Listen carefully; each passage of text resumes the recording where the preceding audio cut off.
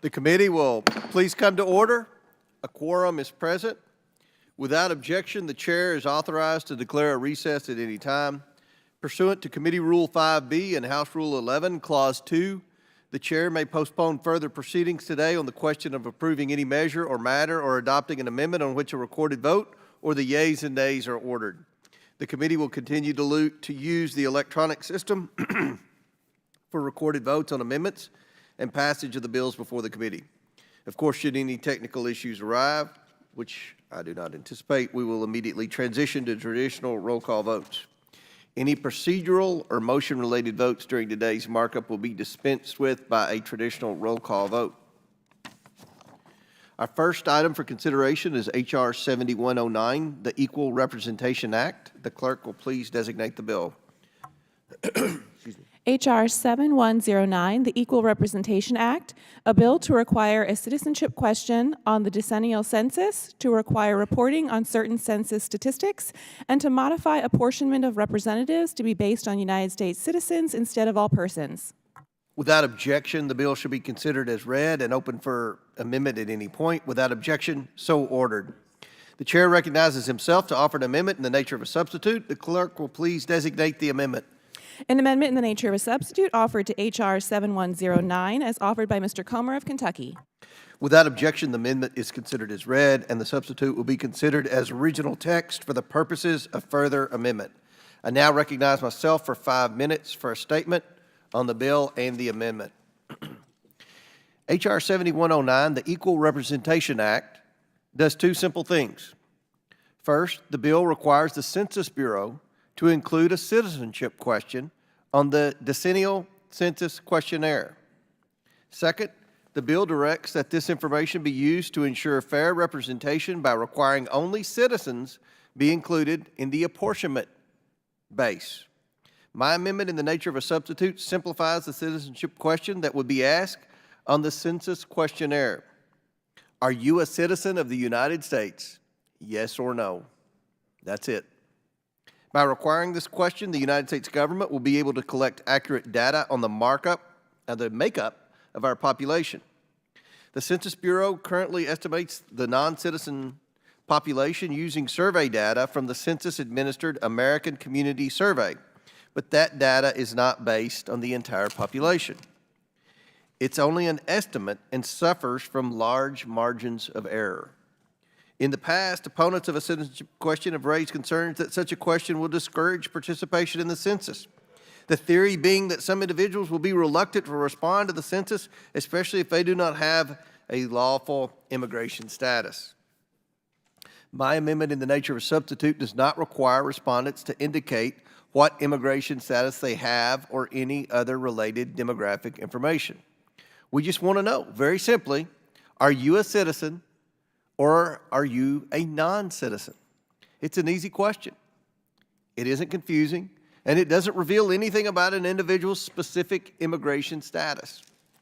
Although the census will count and enumerate all individuals residing in the United States, H.R. 7109 would then ensure that only citizens are included in the apportionment base by which representation in Congress is allocated. According to American Community Survey estimates, there are over 22 million non-citizens residing in the United States and the District of Columbia. These are foreign nationals who have not naturalized and cannot vote in federal elections. Non-citizens comprise nearly 7% of the total population of the United States. 7%. But non-citizens are not evenly distributed among the states, and some states end up with greater representation in Congress based on a higher concentration of non-citizens. This dilutes the one-person, one-vote principle for citizens in states with fewer non-citizens. It is clear that Congress can and should ensure a fair apportionment based on equal representation of citizens. I want to thank Representative Edwards, a former member of this committee, for his leadership on this issue. I urge my colleagues to support this legislation, and I now recognize the ranking member for his opening statement. Thank you kindly, Mr. Chairman. The solar eclipse showed us this week the breathtaking marvels of our solar system, but this hearing brings us crashing back down to earth with definitive proof that when it comes to Congress, there's really nothing new under the sun. Ex-President Trump already tried to include a citizenship question on the decennial sentence in 2020, and the effort failed both administratively and legislatively. And for obvious reasons, Section 2 of the 14th Amendment states that the apportionment of seats in the House of Representatives is based on a count of, quote, the whole number of persons in each state, persons being the all-encompassing category larger than that of voters or citizens, a point that was made clearly and emphatically by the unanimous Supreme Court in its 2016 decision in Evanwell versus Abbott. Like this legislation itself, Evanwell involved a challenge to congressional apportionment based on a total count of the entire population instead of a total count of the voter population. But Justice Ginsburg held for a unanimous court that Section 3 of the 14th Amendment, quote, retained total population as the congressional apportionment base, unquote. She cited the speech made by Senator Jacob Howard upon introduction of Section 2 of the 14th Amendment in 1868, quote, the basis of representation is numbers. The committee adopted numbers as the most just and satisfactory basis, and this is the principle upon which the Constitution itself was originally framed, that the basis of representation should depend upon numbers. And such, I think, after all, is the safest and most secure principle upon which the government can rest. Numbers, not voters, numbers, not property. This is the theory of the Constitution. Justice Ginsburg cited lots of decisive legislative authority like this, including the floor statement of Representative James Blaine, who stated that, quote, no one will deny that population is the true basis of representation. For women, children, and other non-voting classes may have as vital an interest in the legislation of the country as those who actually deposit the ballot. So for all of you textualists out there, the plain reading of the text of the Constitution is clear. For all of the constitutional originalists out there, the original purposes have been carefully articulated and never rebutted. For all of you members who like to follow precedent, well, every apportionment in the United States since 1990 has included every single person residing in the United States, not just those lucky enough to have been given the right to vote at different points. As the Evanwell Court noted, the 14th Amendment contemplates that, quote, representatives serve all residents, not just those eligible to vote. Just yesterday, the Census Bureau released a report that estimated the number of foreign-born residents in the United States is 46 million.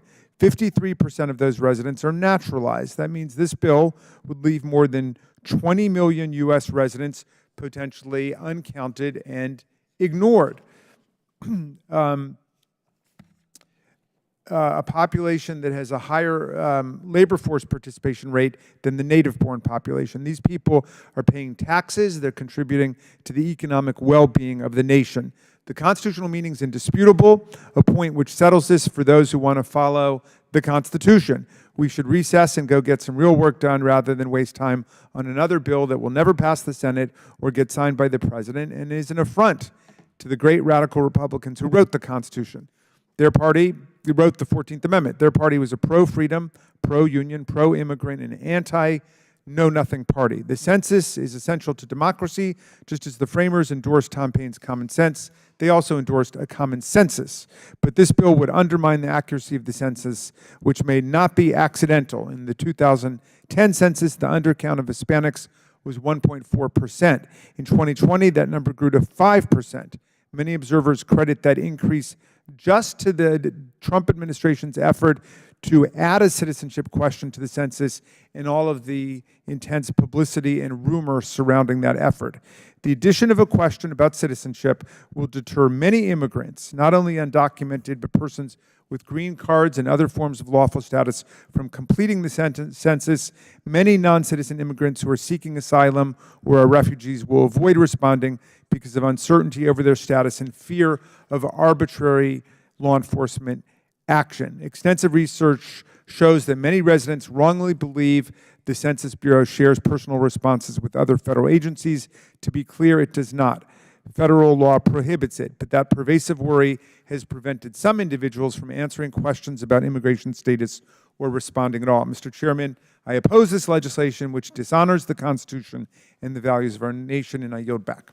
Gentleman yields back. Chair now recognizes the gentleman from Louisiana, Mr. Higgins, for 5 minutes. I thank the chair, and let me respond to the ranking member's very eloquent writ, carefully read and prepared to be a part of the historical record as we debate this important bill. Let me say that the preservation of our representative republic is certainly not a waste of time. So please allow me to respond unscripted from the heart of America to the very well and carefully scripted agenda speak of my colleagues in the Democrat minority.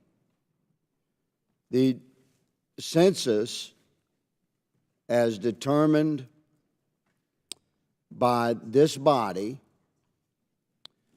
has efforted to avoid accurate definition of the population densities of illegal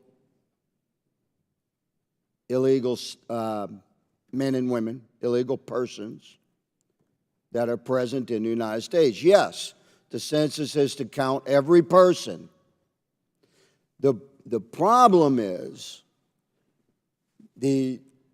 the level of illegal persons that now live within the continental borders of the United States has reached such a point that it thwarts the intended service of our representative republic in the House of Representatives, in the People's House. Prior to the Biden administration, it was well considered and well estimated that there were about 30 million illegals living within the United States. Took 240 years to get there. By the time President Biden leaves office, an additional, say, 15 million will have entered our country. You're talking about 45 million people. America, pay attention to this. 45 million illegals, that's 60 congressional seats. And where do you think those illegals are being drawn to live? In sanctuary states and sanctuary cities, densities of populations, which have advertised and welcomed and brought these illegal citizens there. Why? Why do you think this has been one of the core tenets of agenda of the Democrat Party?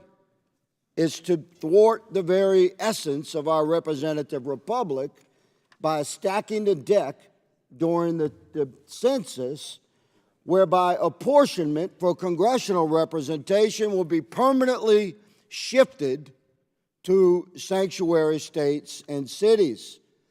45 million illegals, that's 60 seats, America. When have you ever seen a 60-seat majority in this body? This is the game plan, man. It's a decades-long agenda to permanently transform this body into an extension of the Democrat Party's policies and liberal agenda. We must respond to this by using our congressional authority and mandating by law that, yes, we shall count every person during our census endeavors every 10 years. We shall fulfill our constitutional obligations as envisioned by the founders to count and document every person that lives within the United States of America. But we shall do so with accuracy and transparency and identify which of those persons living in our country are illegal. And we will adjust our apportionment laws to reflect the true intention of what apportionment was envisioned to be when our founders wrote the Constitution. That would be that apportionment was reflective of American citizens living within the United States. Our representative republic is at risk, and I fully support this bill. Thank you, Mr. Chairman. I yield. Very good. Chair recognizes Mr. Kassar for 5 minutes. Thank you, Chairman. I'm not a constitutional law professor like the ranking member is, but just reading the 14th Amendment text, it says that representatives shall be apportioned amongst the states according to their numbers, counting the whole number of persons in each state. That's what the Constitution says. So, ranking member, I would be interested in your continued thoughts on if we could talk about precedent, we could talk about whether you're originalist, a textualist, but just reading the 14th Amendment, it says the opposite of what this bill seems to say. It clearly says that apportionment shall be on the whole number of persons in the state. And my sense from hearing you is that in order for example, Confederate states that were rejoining the Union to not ignore women or those that were recently emancipated or children or immigrants, that the radical Republicans put in place this amendment to say, no, you have to count everyone. You have to count everyone for representation. Everyone deserves representation. You've got that right, and in fact, when the Constitution was first written, it was the southern states themselves who were insisting upon a total count of everybody, regardless of whether or not they were a citizen or a voter. And very specifically with respect to the population of enslaved people, because of the 3/5 compromise. They wanted to make sure that all of those people would count.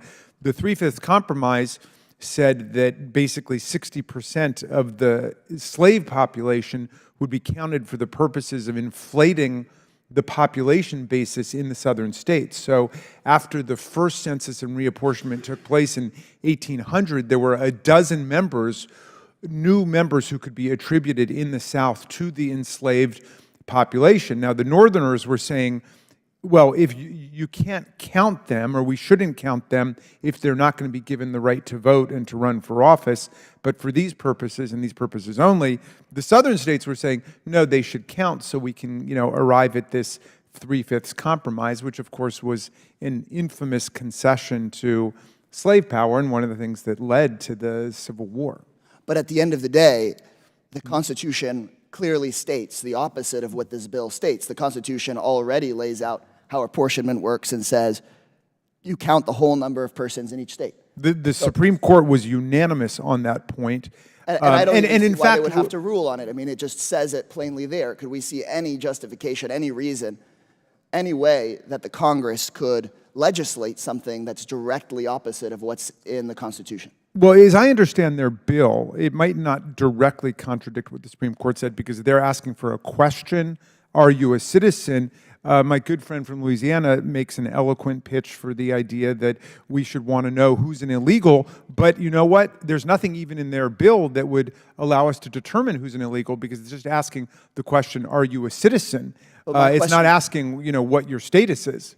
Well, this might be a question then for the authors or its proponents. My understanding is the bill not only adds the citizenship question to the census, but actually does aim to change apportionment. It does, yeah, and that part does violate directly the Constitution itself and everything the Supreme Court has said about it, to the extent that it would change apportionment in addition to adding this question. It really violates the Constitution, and I would hope at least that part of it, my friends, would withdraw, because the Supreme Court's been very clear, and I've always thought that both sides of the aisle want to try to adhere to what the Constitution clearly says. I'm befuddled by this part, because I don't even know whether the Supreme Court, how much the Supreme Court would even have to weigh in when it seems to be a sentence that a fourth grader could read in the Constitution. The reason why the founders of the Constitution were so adamant about it is that when the country started, of course, the franchise was left up to the states, but the vast majority of people couldn't vote. Not just enslaved people, but women couldn't vote, people without property couldn't vote, most people couldn't vote, and still they felt that what counted, bless you, Mr. Chairman, I mean, what counted was who would be represented. So there would be equal numbers of people represented, even if not all of them could vote. Right. In each congressional district, you have to take care of a similar number of people. And I think what seems to be at the core of this, which Mr. Higgins laid out, was the idea that Democrats, for some reason, are trying to, it's quote unquote, import voters or import people to increase numbers, when the much more simple explanation is that we are all trying to manage the complexity of foreign policy, local policy, and immigration. And we're all trying to work on that, and I would hope that we actually, in good faith, try to talk about the fact that how do we deal with the fact that people are being displaced in massive numbers in the Western Hemisphere? How do we make sure that folks can migrate legally? Those are the real questions we should be engaging in, rather than putting up these grossly inflated numbers that I've found absolutely no evidence behind that number of folks being present in the United States. And as those numbers continue to grow, it's really on Congress to deal with reducing those numbers by giving folks actually a pathway to citizenship and legal residency, as President Reagan once did. I yield back. Gentleman yields back. Chair now recognizes Mr. Biggs from Arizona for 5 minutes, and we'll go to Mr. Palmer. Thank you so much. It's appreciate that.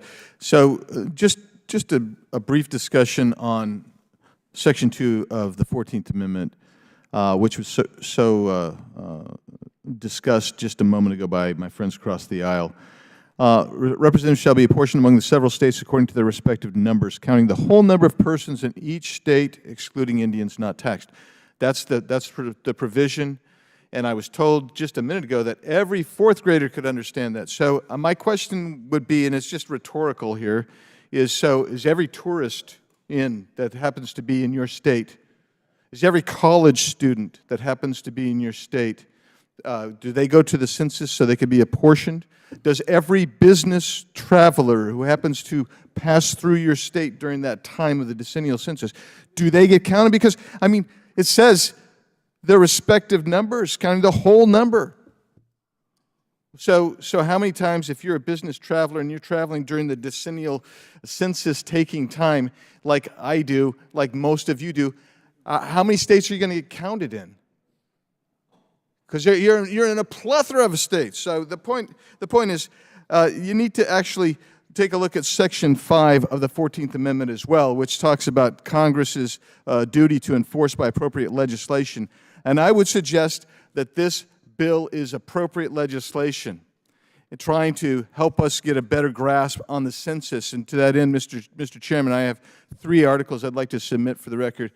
Apportionment in the census, fundamental fairness to U.S. citizens and democratic process. Another one called including non-citizens in census, and another one called the foreign-born share highest in history. Without objection, so ordered. Thank you.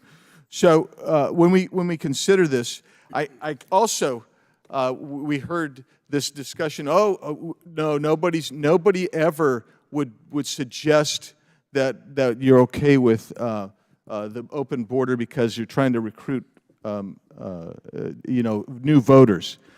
I can't help but remember that during the 2010 decennial census period, I had a good friend. I won't say. I use that loosely, like we always do. My Latino friend, Democrat. I was in Senate leadership. He was on my side. He was in Senate leadership on the other side, and we were talking about the coming election. He said, "Andy, enjoy it while you can, because within 4 years, demographically, we will take over. Because of the Latino population coming from south of the border, we will take over. Everything's going to start getting reapportioned as well." Now, maybe that was a point of candor. That's the reason that I'm not revealing his name, although I wrote his name down here. But that statement was made.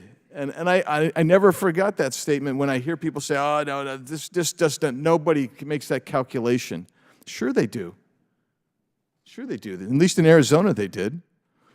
So what I would tell you that is I think this bill is so important because if you live in a state like mine that sits on the border, and we have a real transitory populace as well, so that would be the interesting thing too. The city of Yuma, for instance, it doubles in size for about 5 months out of the year. You know why? Very pleasant weather in the winter, versus very harsh weather in Illinois, Wisconsin, Minnesota, because that's where most of those people are coming down from. In my community, we pick up at least 100,000 plus, maybe 200,000 sometimes, of winter visitors coming down. So when you say, well, we got to count the whole number, yeah, you have to count the whole number. But are you suggesting that they should be included in apportionment? Is that what you're suggesting? Because that's what it seems like you're suggesting. But the reality is, it's much more complicated than just counting somebody and saying, yeah, you know, they're going to be counted, and we're going to include them in the apportionment in Arizona. I actually have friends that do nothing but travel around. I wouldn't do it. I don't dig that, but that's what they like doing. Multiple states. You going to count them? No. So what I would suggest to you is Section 5 of the 14th Amendment also allows us to regulate. And that's what this bill is getting at. It is a meaningful, thoughtful way to regulate the counting of persons in your respective states, which is essential because the very purpose of the census was reapportionment every 10 years. With that, I yield back. Gentleman yields back. Chair now recognizes Mr. Palmer for 5 minutes. Thank you, Mr. Chairman. I always appreciate intelligent debate, and I think that this is an opportunity to have intelligent debate.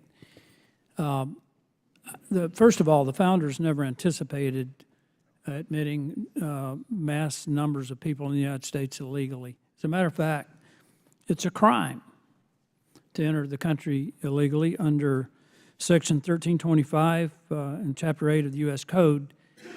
It's a misdemeanor to enter the country illegally. But here's the interesting part is that Section 1326, re-entry after having been picked up and sent back, is a second-degree felony with imprisonment up to 2 to 20 years. And I want to go back to the 14th Amendment and the fact that the compromise that was reached with our founders included not counting untaxed Indians as part of the census. But that was before the 14th Amendment. But in the 14th Amendment, it says that that anyone participating in a rebellion, which was clearly directed at those who fought for the South, or other crime, the basis of representation therein shall be reduced in the proportion to which the number of such male citizens shall have been involved, shall bear to the number. So my question is, should we count people who have committed a second-degree felony by reentering the country illegally for purposes of representation? Because clearly the 14th Amendment prohibits that. They committed a crime. And again, I want to emphasize that our founders never anticipated bringing in mass numbers of illegals to improve a state's representation in Congress. That would never have been considered a legal proposition by our founders. So there are a number of issues here that I think are seriously not being considered. In the Compromise of 1787, the reason that we have 2 senators was because the smaller states were at a disadvantage in representation in government to the larger states. So that's how we wound up with 2 senators for each state to offset that. So when you're admitting millions of people into the country illegally, some of whom who have committed, and many of them who have committed second-degree felonies, and allowing states to declare themselves sanctuary states in violation of federal law, by the way, that gives them a distinct advantage in representational opportunities. So I support this bill. I hate that it's come down to this, but I think that we're in a situation, like I said, unanticipated by our founders, that we as members of Congress, for the long-term benefit of the nation, need to address intelligently. And I think that recognizing the fact that we cannot allow people to continue to enter the country illegally is long-term not the way we want to handle immigration. It's certainly not the way we want to consider how many people, how many members of Congress each state can get by counting people who, as I said, millions of whom have committed second-degree felonies. I yield back. Gentleman yields back. Chair recognizes Mr. Garcia for 5 minutes. Thank you, Mr. Chairman. This is, in my opinion, a horrific bill and effort. We know that a complete and accurate count of the census is incredibly important for our function of government and to support every single person in this country. We're hearing all sorts of, in my opinion, just backwards arguments, arguments that are nearing talking about the Great Replacement theory, and really, I think, undermining the value that immigrants and every person make in this country. I just want to make an important note. I served as mayor of my community for 8 years before coming to Congress, and having an accurate count of every single person that is in your community is critical to the services you provide all of those individuals. And we know that changing the census in this way would lead to massive undercounts in states like California, but in every state across the country. Census counts impact the health care and how you're able to provide it. It impacts funding for public schools. And just recently, it impacted how much support we got during the pandemic. A census count basically impacts federal dollars and how many dollars we get to take on federal emergencies, how we respond to people that need health care during a pandemic.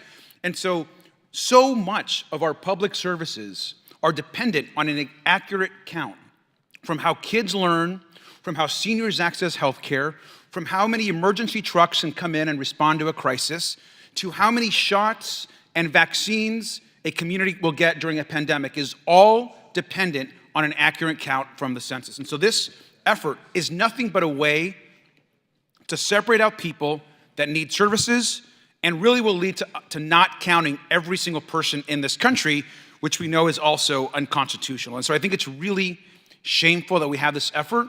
I think this moves our country backwards. It certainly, in my opinion, is a direct attack, especially on undocumented people in this country. And I think this is all because, unfortunately, of the rhetoric that Donald Trump has really grown and infected across this country. I also want to note that just a couple points.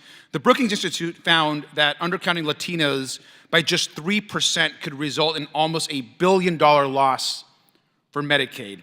This is real dollars for people that need our support across the country. A 2% undercount of Latinos would result in $20.5 million for SNAP, and with more than 3,000 fewer households receiving SNAP benefits, which we know are incredibly important for people across this community. So it's important to set the record straight. All people in this country should be counted, and this idea that somehow this is not going to impact the count is completely ridiculous. We also know that mixed families in this country would also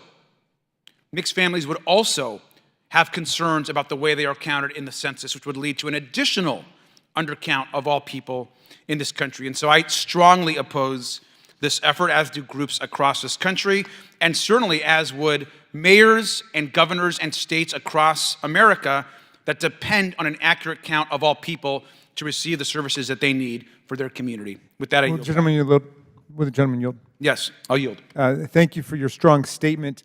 A congressional hearing, at the very least, should not be the source of confusion and misinformation. So I want to clarify a few things based on questions or doubts that were raised by some of my colleagues. First of all, college students who live in student housing are counted as being residents there rather than at their domicile. So yes, if a student comes from Alabama but goes to Arizona State University, they are counted at college if that is where they're domiciled. Would the gentleman yield for a question? Yeah, well, sure.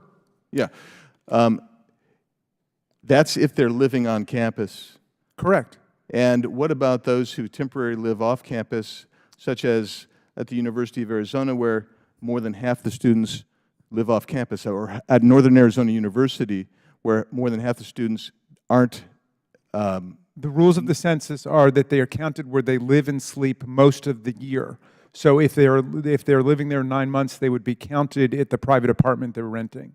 Jamie, can That's the rule. So yes. may I ask you a question? Sure. So is your point, Ranking Member Raskin, that a person can only be counted once, namely in the place of their domicile? Correct. And there are answers to the various questions we raised. Someone who's a foreign business traveler is not counted as part of our census. Someone who's in prison is counted at the prison that they're in, which actually, there's studies show that this inflates and increases Will the gentleman yield for just one more second? Sure. That kind of gets around the point I was making, which is that the gentleman was quoting the 14th Amendment talked about every person is counted. And you're basically saying now there are rules that prevent some people from being counted and that provide for others to be counted. That's what this bill's doing. Yield back. Okay. Gentleman's time's expired. That makes, I mean, no offense, that makes no sense. I mean, you get counted one time. So Chair- you're not getting double counted. Gentleman's time's expired. Chair now recognizes Mr. Donaldson from Florida for 5 minutes. Thank you, Chairman. This is actually a pretty interesting debate. First of all, this is a good bill. We should support this measure for a number of reasons. Number one, I'm glad that the members are bringing up the 14th Amendment. This is actually quite critical because at the writing of the 14th Amendment, even though its thought has been expanded to encapsulate many things in American society, the original premise of the 14th Amendment was for black slaves who were no longer slaves and now were dual citizens of the United States. So then, if you're going to now go towards the act of apportionment, yeah, they have to be counted because now they are citizens of the United States because slavery was at an end. That is the purpose of the 14th. The issue we're facing in America today is not that you have people who have come to the United States either A, illegally, or B, through what I would call abuses of federal law by President Biden coming into the United States in massive amounts. If you count them for the apportionment base, they are not citizens of the United States.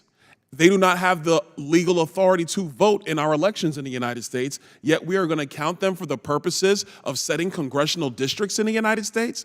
That makes no sense. The bill is clear.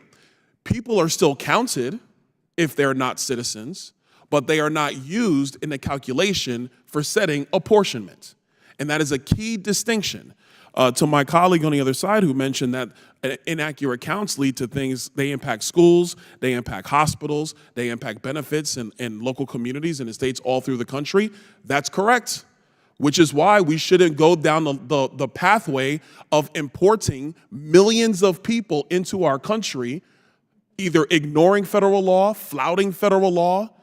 We should not do that because it does impact the communities in our country in negative ways. There are young kids in the United States who are not getting the education they deserve because now you have other children in these classrooms who have less education or no education and don't even speak English or in a lot of respects even Spanish. They speak other languages. And so now resources are having to be moved around from those kids who are United States citizens. These are major implications. Sir, will you yield for a question? Hold on, I got a couple points to make, and I'll yield to a question. You have Denver, Colorado. 5% of Denver's population is now made up of illegal immigrants. They are overwhelming the hospital system in Denver, Colorado. So yes, when you have these actions from a chief executive who is not faithfully executing immigration and border security law, he is not. When that happens, there has to be a response from Congress, which is where Section 5 of the 14th Amendment does come into play. This is a good piece of legislation because what we cannot have now is the precedent where you just have massive flows of people being brought to us by the drug cartels and by the coyotes. Let's be honest about what's happening. And then we say we're now going to use that to be the basis for accounting and allowing for apportionment of congressional districts when these same people cannot vote. They cannot. So this is a good bill. We should support this bill. And what we should not do is, frankly, gaslight the American people into thinking that we are now somehow changing apportionment, because even the framers of the Constitution or the writers of the 14th Amendment would have never allowed for non-citizens to this massive amount to be counted for the purposes of setting congressional districts. And I would say the ranking member spoke to that when he did talk about the history of the 3/5 compromise at the onset of the United States Constitution. I'll yield to a Thank question. you. Look, I think we can have a debate about immigration and what proposals are, and I agree nobody wants just endless flows of folks that we can't actually manage and control. Nobody's arguing for that. But we have to understand that in this country, the counting of every single person impacts every single type of government service that's provided through the states and through cities. So what you're really arguing about is that young kids in classrooms or seniors that are in hospital beds or people that are trying to recover from massive pandemics and emergencies would not get support because they wouldn't be counted through the one system that our government uses to provide public services to all people in this country. So, Mr. Garcia, regardless of how a child may have Ms. Garcia, I got to reclaim my time because I got 15 seconds to respond. The bill allows for the count. You're just not counted in the base for apportionment. And that's a clear delineation from the argument that you were making. We cannot make people fill out the census. We do not have the police powers to do so. And this would make less people fill the census. Mr. Garcia, So I yielded to you, but now I'm a finish. No, you're right, you're right. We do not have police powers to make people fill out the census. We have American citizens who do not fill out the census. We have to do the right thing when it comes to apportioning congressional districts, because that does impact the representation of the American people, the voting population, the citizens of the United States, and frankly, people who are in our country illegally or do not have citizenship status do not also have the ability to impact the political nature of the United States. That flies in the very basis of representative republic and a representative democracy. I yield. Gentlemen, time's expired. Chair now recognizes Mr. Krishnamurti from Illinois for 5 minutes. So I just have a question of ranking member asking. So does this bill basically say that apportionment would not happen even based on the number of non-citizens who might be here legally, such as green card holders or H-1B visa holders or others who contribute mightily to our country? Yes, it does. So my problem with this is we are basically using this as a tool to prevent representation given to anyone, even if they are here legally, even if they are on the path to citizenship, even if they are contributing to our country, and even if they are Americans. Yeah. I mean, our colleagues, I'm afraid to say, are evincing no familiarity with any of the relevant materials in this field. The Supreme Court has been very clear about this, and the founders were very clear. There are lots of people who are not voters who get counted in the census. Start with children. Do we think children should not be counted in the census because they're not voters? That makes no sense. One of our colleagues said that the founders never anticipated that you would have huge numbers of people who couldn't vote who are being counted. Of course they did. The vast majority of Americans couldn't vote when the country started. That's not what my colleague said. But then I stand corrected. What did he say? He said the founders never anticipated this volume of illegals. Okay, well, but I will take on. He didn't say that don't twist my colleague's words. Fair enough that you're very valiant to rise to his defense. I will answer that misnomer on his part then. If what he said, they never anticipated that number of illegal people, there was no immigration law when the Constitution was adopted at all. In fact, the only illegals in the country, at least according to the native population, were the people writing the Constitution. There was no federal law at all. Exactly. The ranking member knows this. He's being cute. No. There was no federal law. Mr. Higgins, can I reclaim my time, sir? I'm Yes. sorry. The baton got passed a few times here. I want to reclaim my time. So I can't wait to introduce my bill with Congresswoman Mace. But I just want to close with one thing, which is we have to remember that there are people here in our districts who may not be able to vote, but who matter. Well, they don't get counted, but they count. They count not only to us, but they certainly count in the eyes of the founders.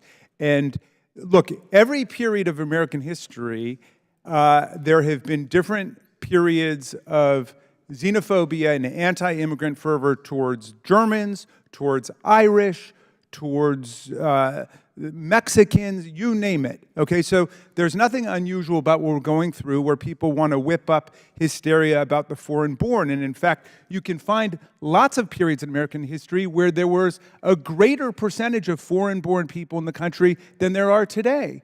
And it also stimulated the same kinds of political movements that some of our colleagues identify with. Mr. But- Raskin, yeah. I'm one of those people. I was born abroad. I'm one of the few naturalized citizens in Congress.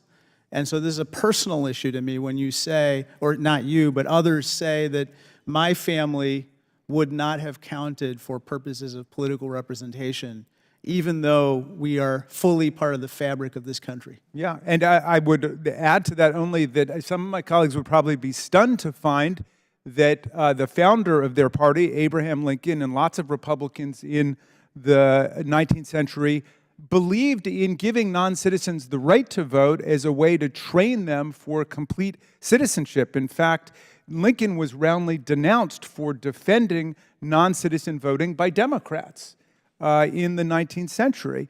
But the idea was basically give non-citizens the right to vote in local elections as a training ground for them to become citizens of the United States. So they're just demonstrating their unfamiliarity with the actual history of their own party and the history of our country. This is a nation that was founded by people who were open to immigration. And Tom Paine said America would become an asylum to humanity, not an insane asylum, but a place of refuge for people fleeing from political and religious and economic oppression, seeking greater opportunity. And that's what America is. So what do you think is really going on with this bill?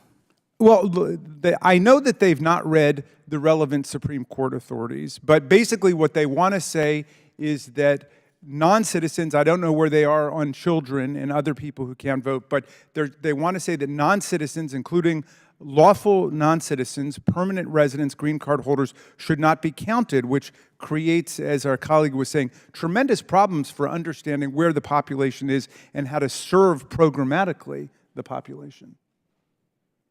Thank you. Now yield back. Gentleman yields back. Chair now recognizes Mr. Sessions from Texas for 5 minutes. Mr. Chair, thank you very much. Interesting dialogue here. The bottom line is that we're trying to get to the point where we understand legality and who is going to be a citizen. I would hope that the gentleman from California would not think that we were against his family voting if they were citizens, to be counted if they were citizens. But it would be less than, I would be less than candor if I didn't say, I believe that what's happening today comes a lot from taking advantage of this politically to bring 10 or 20 million people into this country, to move them to areas that American citizens have moved away from because their onerous way in which they legislate and tax and diminish those boundaries in political divisions such as New York and other places, and to crowd 20 million people into these areas just for the purpose of politics as opposed to the rule of law is, I think, really what this point's about. Mr. Chairman, I'd like to yield the remaining time I have to the gentleman from Florida, Mr. Donalds. I want to thank my colleague from Texas. I think that this debate is moving into an area typically where congressional debate goes into. Let's be very clear about what the bill does. For the 5th time, the count of people in the country would still occur, whether you're on a green card status or whatever the status are, or either if you have no status.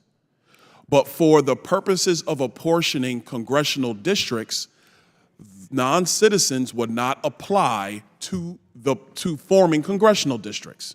Not the count, not getting the numbers in various jurisdictions that deal with grant programs, funding programs, et cetera, that come from the federal government, or to help states plan accordingly for state budgets or localities planning for local budgets. That would not change. In the United States, we have no ability to force people to fill out the census. Like I said earlier, we don't have that ability. People fill it out because they choose to. Now, of course, we do ads during the Super Bowl and sporting events every single 10 years because we want people to fill out the census, but there are citizens who don't fill it out. You should not, it is unwise to count people for the purposes of setting representative districts in the House of Representatives who do not have the capability to vote because they are not citizens of the country. That doesn't mean you don't count them for all the various things. To a secondary point, it is actually the Republican Party that has always wanted to have legal immigration. What we don't want, and I find it interesting I have to make this comment constantly, but I will, and that's fine. What we do not want is what the President of the United States has foisted on the American people during his presidency. Right now, Joe Biden. This is what we don't want because it is damaging, frankly, inner city communities more than any other portion of the country. And based upon the current makeup of Congress, most inner cities are not represented by Republicans. They are represented by Democrats. And that is where the vast majority of the issues set around funding not being able to now meet the need because of massive illegal immigration by ignorance of the law of the President of the United States. Last thing I will say, with respect to what President Lincoln might have wanted, with respect to allowing non-citizens to vote in local elections, it's okay to disagree with a former Republican president. I disagree with that with President Lincoln. I do not think that is wise. I think that the only people who should be able to make political decisions within the framework of a representative government are the citizens of that government, of that nation. Well, I don't vote in Mexico if I was going to be in Mexico. I don't vote in Spain if I was going to be in Spain. And they wouldn't want me to vote there because I'm not a citizen of those countries. That is not xenophobia. That's common sense. And what has happened, oh no, I yielded before, I'm not yielding now, but thank you. What has happened to the debate around immigration, border security, around now apportionment and the census, is that if you have a legitimate point about how the business of the United States should run that is different from the current Democrat Party's vote, you are now xenophobic and don't care about immigrants. That is a lie. Let me also say, I would add that my current colleagues on the other side of the aisle, they have forgotten what their party actually used to stand for when it came to illegal immigration and immigration writ large. Because they actually did believe in secure borders and only a legal process and not massive amounts of illegal immigration. And that has changed fundamentally from where the Democratic Party was even 2 decades ago. Will the gentleman yield? With that, well, my time's up. I can't yield anymore. Thank you, Mr. Chairman. Chair now recognizes Ms. Mace from South Carolina for 5 minutes. Thank you, Mr. Chairman. I really can't believe this is the debate that we're having today, that we all simply that we want to do is when we're doing the census, find out if we are polling citizens or non-citizens. We even watered it down not to offend the left and say, are you illegal? That's not what we're asking here. And when our districts are drawn at the federal level for congressional districts, you all know that it's based on population. You all know handily that you get an advantage when you're including illegal aliens, illegal immigrants, and non-citizens in the population census. We also know that the left wants illegals to vote in our elections. We've seen legislation drafted as such at the federal and state level. We've seen court rulings that would allow illegals to vote in our elections. That's what this is about, and you guys just want to sit here and not put our citizens first. I mean, the fact that this is the debate we're having today and you guys are going to vote against this bill overwhelmingly is just so shocking to me. I think we should have, I think when we're doing the census, we should absolutely know and count citizens versus non-citizens. We should only be drawing district maps based on who are citizens in our country. That is the fairest way to move forward. And I think it should be truly nonpartisan. With that, Mr. Chairman, I'm going to yield back. Thank you. Gentlelady yields back. Do any other members wish to be heard?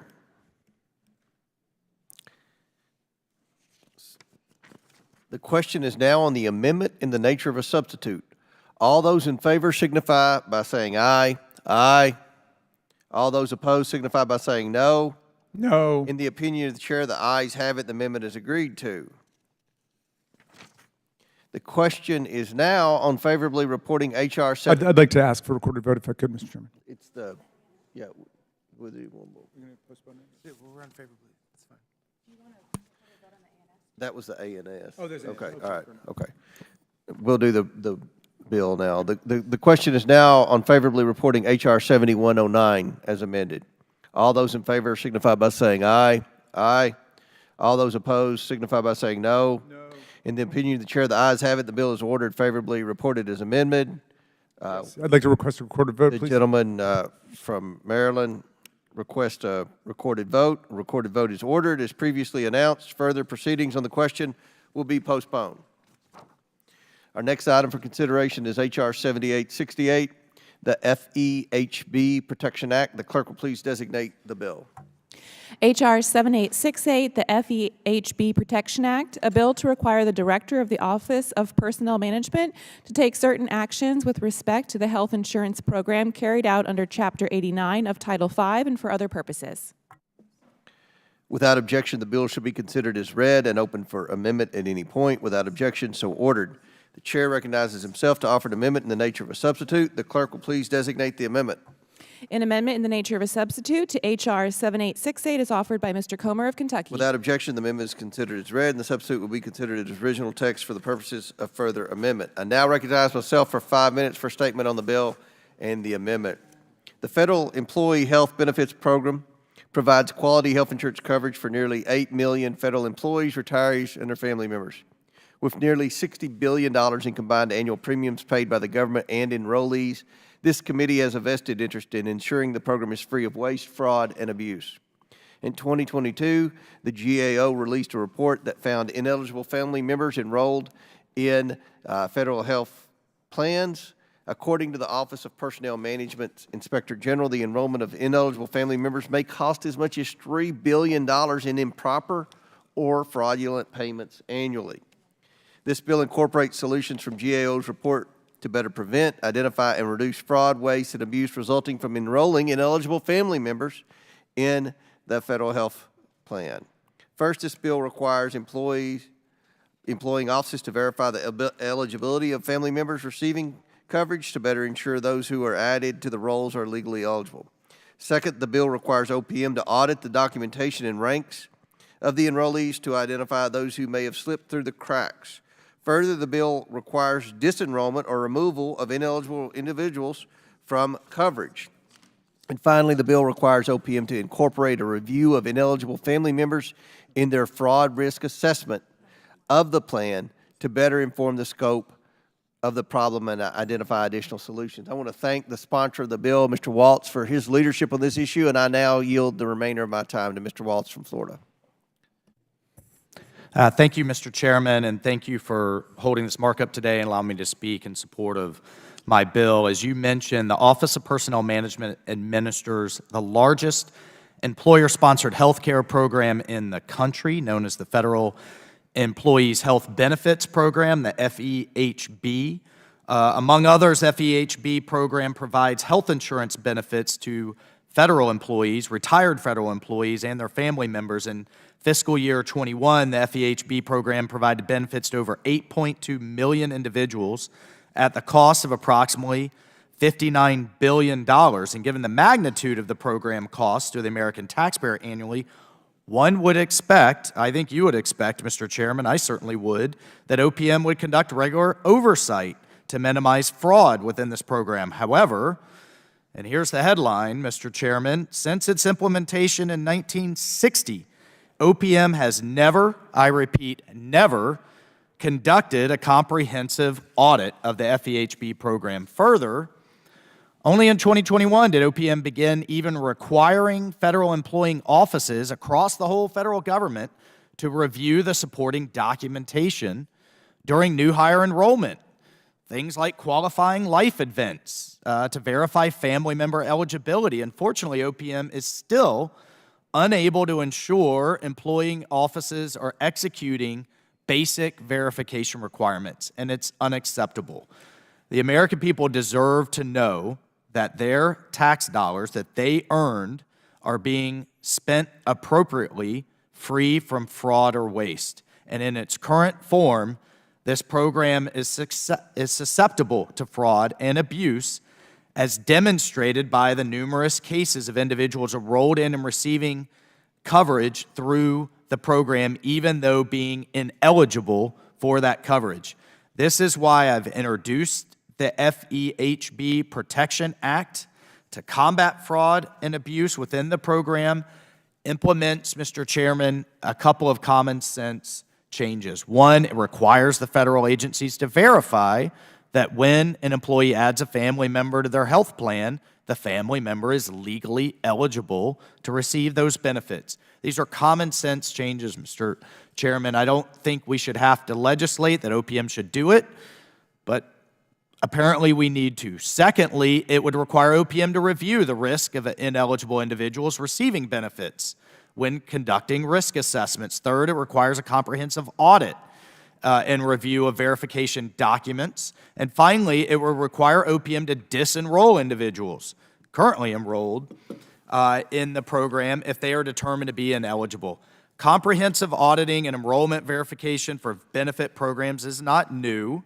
In fact, at least 25 states have conducted audits of their state-run benefit programs.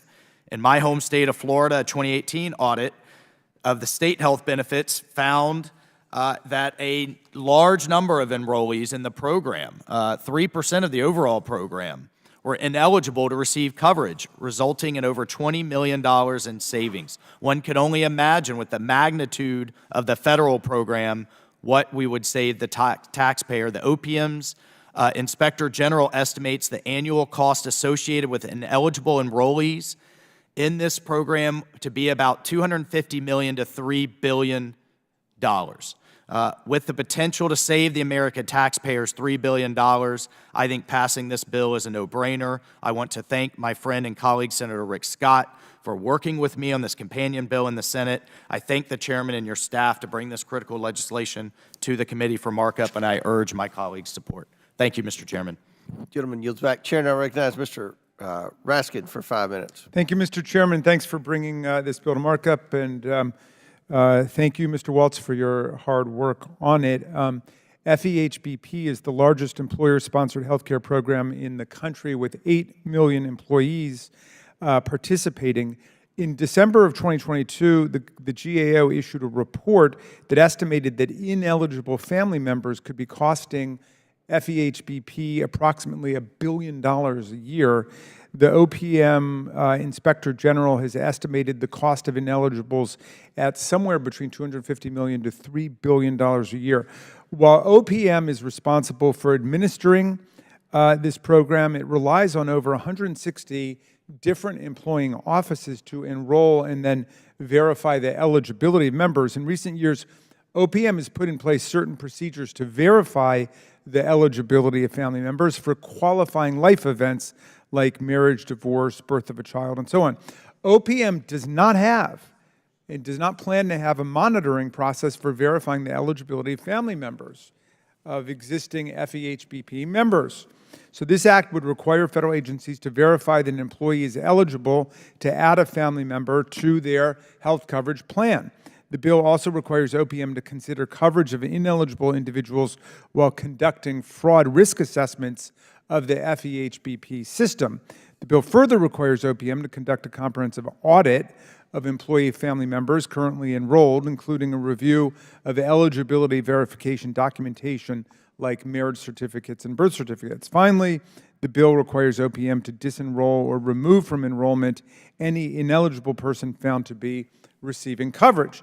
Several states conduct similar audits, like California, Florida, and Kansas. California requires re-verification of enrollees every 3 years. Its audit saved the state in 2015 nearly $122 million. In 2018, Florida's audit avoided more than $20 million in costs. These states made upfront investments in oversight that reaped a lot of savings downstream. This bill is well-meaning and would improve our bipartisan goal of combating improper payments and fraud, but I do believe it should include funding to conduct the required audit. This audit will include examining every FEHBP participant to determine eligibility across the whole enterprise of the government, and I plan to offer an amendment on this point at the appropriate point today, Mr. Chairman, and I yield back. Gentleman yields back. Do any other members wish to speak on the Waltz bill? Seeing none, the Gentleman from Maryland has an amendment. I have an amendment at the desk. Will the clerk please report? Amendment to the amendment in the nature of a substitute to H.R. 7868 as offered by Mr. Raskin of Maryland. So my amendment addresses. Hold on. I'm sorry. Without objection, the amendment is considered as read. I reserve a point of order. The ranking member is now recognized for 5 minutes to explain his amendment. It won't take that long, Mr. Chairman. It's very simple. It addresses the only real shortcoming in this bill that I identified in my opening remarks. There's no funding to conduct the audit that's mandated by the bill that will actually make the bill a meaningful cost saving for the people. I've heard different estimates about what the audit could cost. OPM's estimate is $150 million, which is almost 3 times the budget for the entire health insurance office here. It's clear that some additional resources will be required for the audit, and that should not be a concern because OPM estimates that the savings will be more than $1 billion. So my amendment would create great return on investment value. And so with that, I hope all of my colleagues will embrace this amendment to make the bill fully effective, and I urge everyone to support it, and I yield back. Gentleman yields back. I now recognize myself. I thank the ranking member for his amendment, but I unfortunately must oppose it. While I agree with the underlying purpose of the amendment to ensure that the Office of Personnel Management has the resources necessary to audit the eligibility of federal employee family members enrolled in the Federal Employee Health Benefits Program, this amendment conflicts with the Majority Leader's floor protocols for the 118th Congress. The floor protocols rightly explicitly prohibit the use of such sums as necessary appropriations authorization language. I do want to reiterate that the audit this bill requires, which will certainly require an investment, has the potential, according to the Government Accountability Office and the OPM Inspector General, to save the federal government over $1 billion a year. I rarely have the opportunity to say this with confidence, but this is a worthy investment. With that said, this bill should contain a specific figure rather than an open-ended spending authorization. And the committee is still in the process of determining what the actual cost of the required OPM audit would be. Once we have secured a complete CBO score of the bill's costs and potential savings, we will be in a better position as a committee to determine the best way to address the cost of this necessary audit before consideration by the full House. But for now, I oppose this well-intentioned amendment and recommend committee members do the same so we can advance the important provisions in the underlying bill to address waste, fraud, and abuse in the Federal Employee Health Benefits Program. Do any other members wish to speak on the Raskin amendment? Seeing none, the question is now on the amendment in the nature of a, no, that's all right.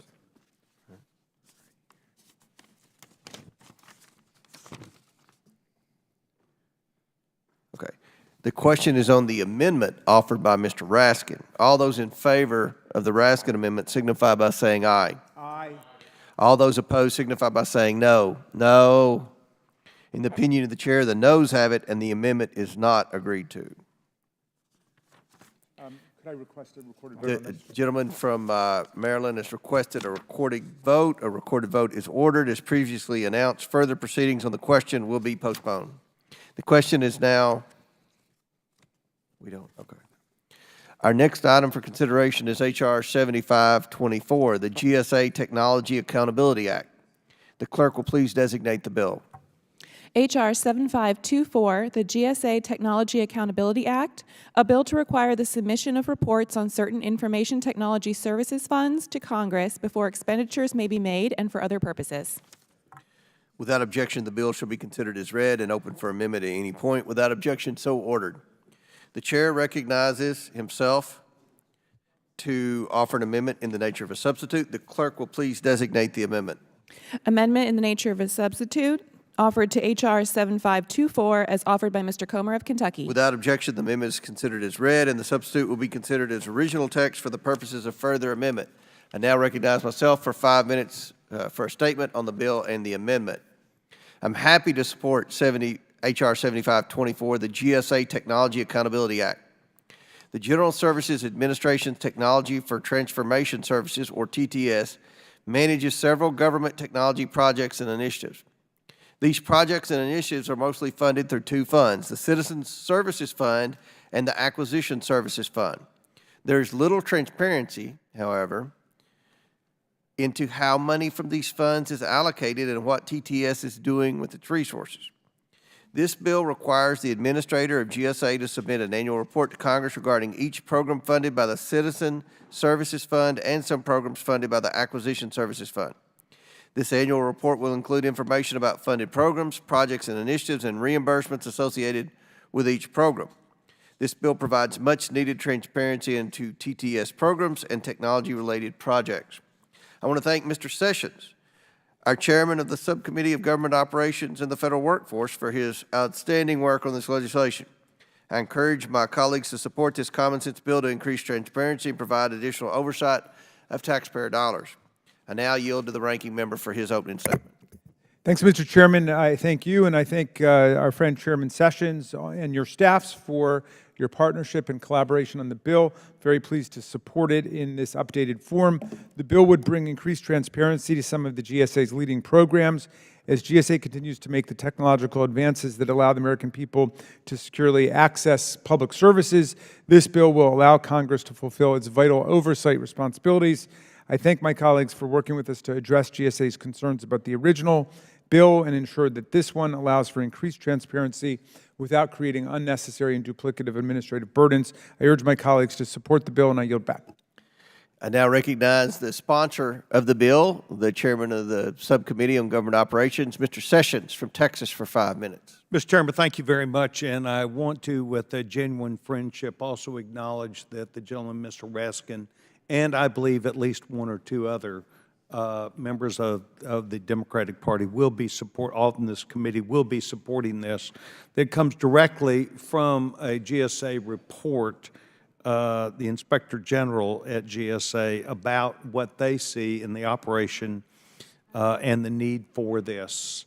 Mr. Chairman, this is straightforward legislation that would bring basic transparency to technology projects from the General Services Administration. As it stands now, the government's internal technology consultancy is mostly opaque in its operation, resulting in a lack of competition and a few instances of serious failures of GSA projects and products. Last year, the GSA Inspector General reported that login.gov, a GSA product that was intended to be a sign-on solution for the federal government, intentionally misled federal agencies about its technical capabilities and ability to authenticate users. So this is what internally they've recognized. I think we held hearings last year that were on a bipartisan basis, very productive. This is that legislation that follows from that. And I want to thank my colleagues on the other side of the aisle for not only recognizing this, but trying to correct things that is seen by everyone as a problem. Mr. Chairman, and I will yield back my time. Gentleman yields back. Do any other members wish to speak on the bill? Seeing none, the question is now on the amendment in the nature of a substitute. All those in favor signify by saying aye. Aye. All those opposed signify by saying no. In the opinion of the chair, the ayes have it, and the amendment is agreed to. The question is now unfavorably reporting H.R. 7524 as amended. All those in favor signify by saying aye. Aye.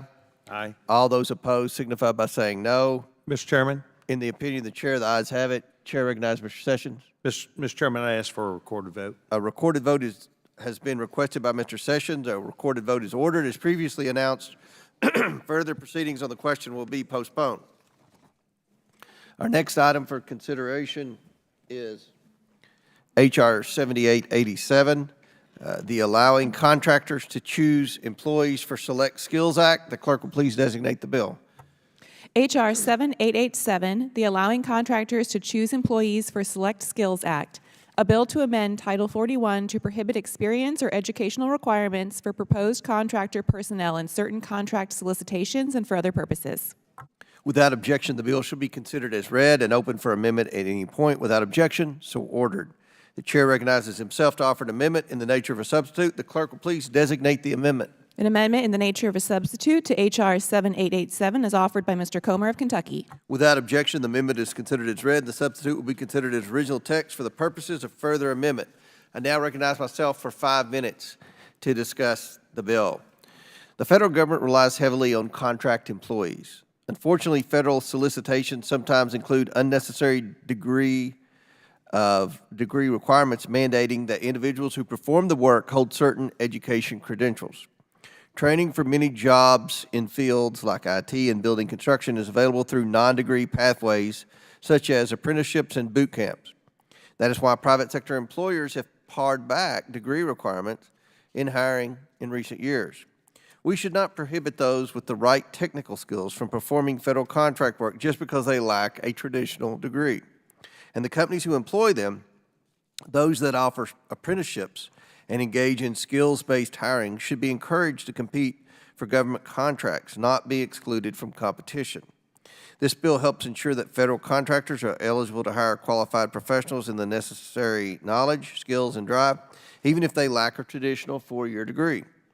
The bill does this by prohibiting contract officers from stipulating education and experience requirements for contract employees unless the contracting officer can justify in writing that they are necessary to meet the needs of the agency.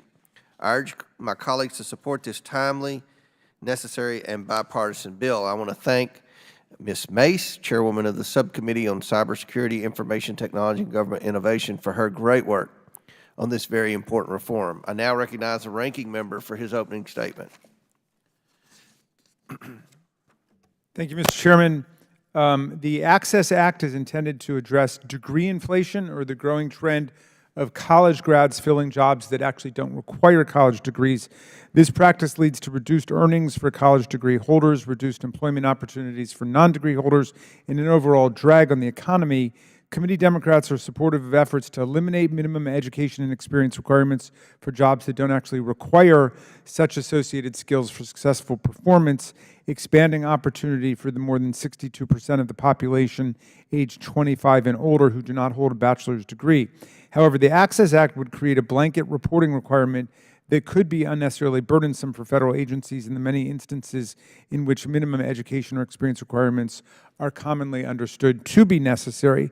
This bill would prohibit federal agencies from specifying any minimum experience or educational requirements for contractor personnel in solicitations unless the solicitation also includes a written justification explaining why such requirements are necessary. Moreover, contracting officers would be required to determine, justify, and review each education or experience requirement separately. There are certainly jobs for which some minimum education or experience requirements are necessary. For example, approximately 39% of postings for construction managers require a college degree, as do 52% of web developer postings and 34% of distribution manager postings. This suggests that these roles are frequently performed successfully without a degree, and that the requirement is more about the preference of the employer than the demands of the job. So it would make sense for agency contracting officers to have to provide a written justification for choosing to require that contractors hire only college degree holders for such jobs, as this bill would require. However, there are also an array of jobs for which some minimum education or experience requirements are always necessary. For example, in 2022, the federal government spent almost $30 billion on medical services contracts and another $29 billion on engineering and technical support service contracts. Do we really want our contracting officers to have to provide a written explanation every time they put out a solicitation that requires healthcare and engineering professionals to have advanced degrees? That, to me, seems unduly burdensome. I will vote for this bill today, but I would ask the chairman and chairwoman Mace, my friend, to work with us before this bill goes to the floor to find a more tailored approach that creates accountability when warranted without imposing an impractical hurdle in the already complex contracting process. Thank you, and I yield back. Gentleman yields back. I now recognize the gentlelady from South Carolina and a very prolific bill passer on the Oversight Committee, Ms. Mace, for 5 minutes. Hopefully we're doing one per markup or we haze the staff. Just kidding, just jokes. Thank you, Mr. Chairman. I want to thank the ranking member as well. I also want to thank Congressman Krishnamurthy for joining me on this piece of legislation. When I was in college, I taught myself to code. I didn't get a degree in computer programming, and my first job was as a computer programmer for Anderson Consulting, and I'm dating myself, which is now Accenture. This is back in the late 90s, Y2K, et cetera. I learned like 6 programming languages, not at school, but on the job. And it's not just computer programming, but there are so many opportunities for contracts with federal agencies where a 4-year degree is just completely unnecessary. And so I see this as a great opportunity for a lot of different agencies, a lot of different departments, a lot of different people who don't need those burdensome and expensive 4-year degree requirements when they can do those jobs without them, and they can do them very, very well. In fact, I've got a member of my family who makes more than we all do in this room, again, in technology. Would love to see a person like that in the federal workforce. Never stepped foot on college campus. I mean, just an amazing talent. We want that talent in the federal workforce with these contractors. So I want to ensure that the government isn't denying work opportunities to skilled, qualified Americans just because they lack a 4-year degree. It's the same reason that I sponsored the MACE Act, the Modernizing the Acquisition of Cybersecurity Experts Act, last fall, which was adopted by the full House last year. While the MACE Act removes unneeded degree hurdles to federal IT jobs, the Access Act now takes down similar barriers, similar burdens that keep people from performing federal contract work. We have many Americans, about half the country almost, that don't have 4-year degrees. They have alternative training, they have certificates, they go to apprenticeships, boot camps, et cetera. And these alternatives are becoming more attractive as college tuition, because of government subsidies, becomes much more difficult to afford. That's why many of our nation's largest employers, including Walmart, IBM, Google, have dramatically reduced degree requirements in their job postings. These companies are now hiring individuals from many occupations based on their relevant job skills, not on 4-year degrees.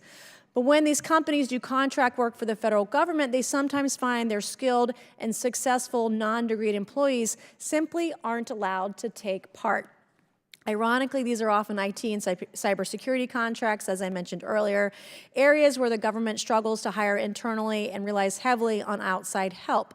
In fact, there are a combined 700,000 unfilled cybersecurity positions within the federal government today and across the private and public sector.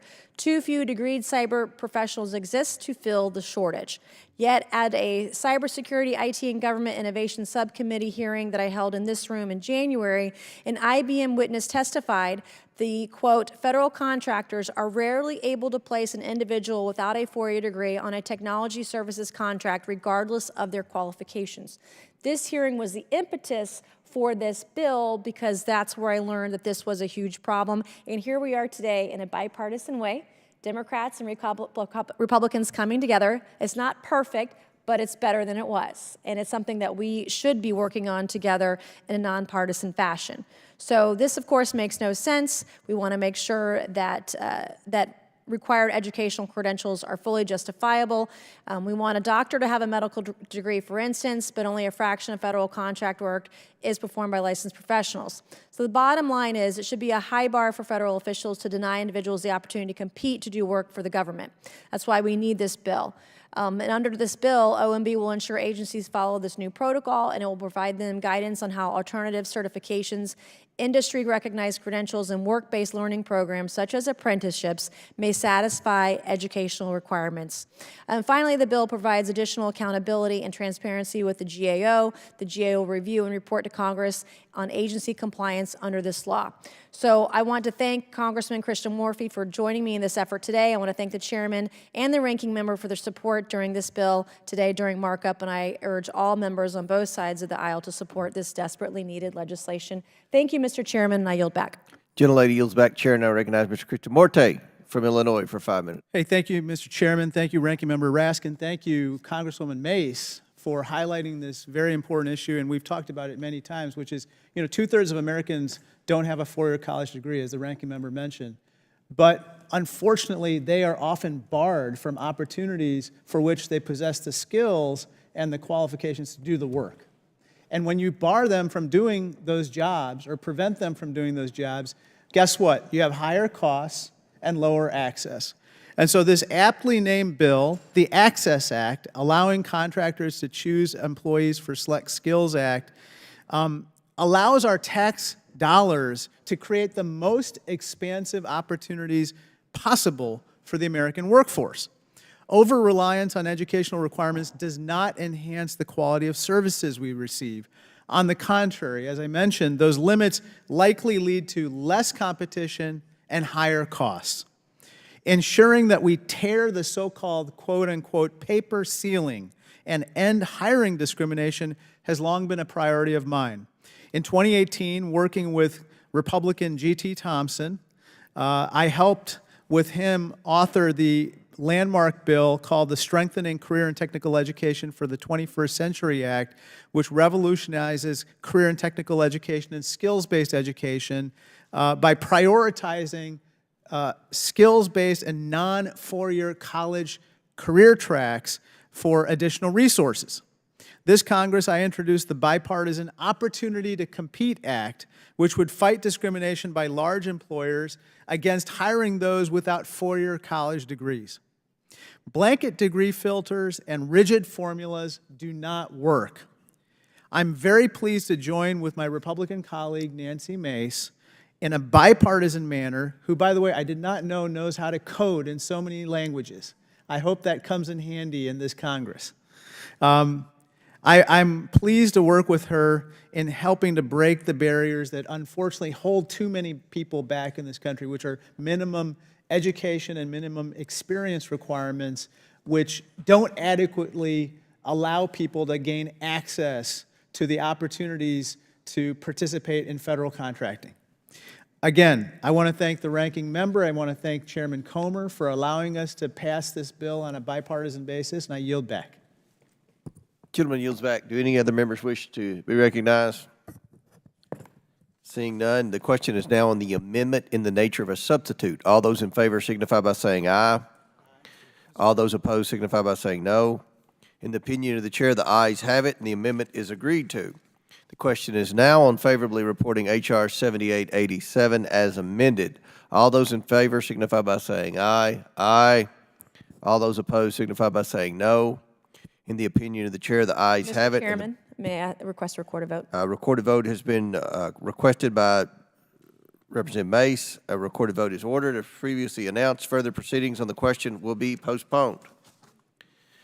Our next item for consideration is H.R. 7867, the Renewing Efficiency in Government by Budgeting Act. The clerk will please designate the bill. H.R. 7867, the Renewing Efficiency in Government by Budgeting Act, a bill to amend the Unfunded Mandates Reform Act of 1995 to require the Director of the Office of Management and Budget to establish a limit for the total amount of additional unfunded regulatory costs that may be imposed in a fiscal year and for other purposes. Without objection, the bill shall be considered as read and open for amendment at any point. Without objection, so ordered.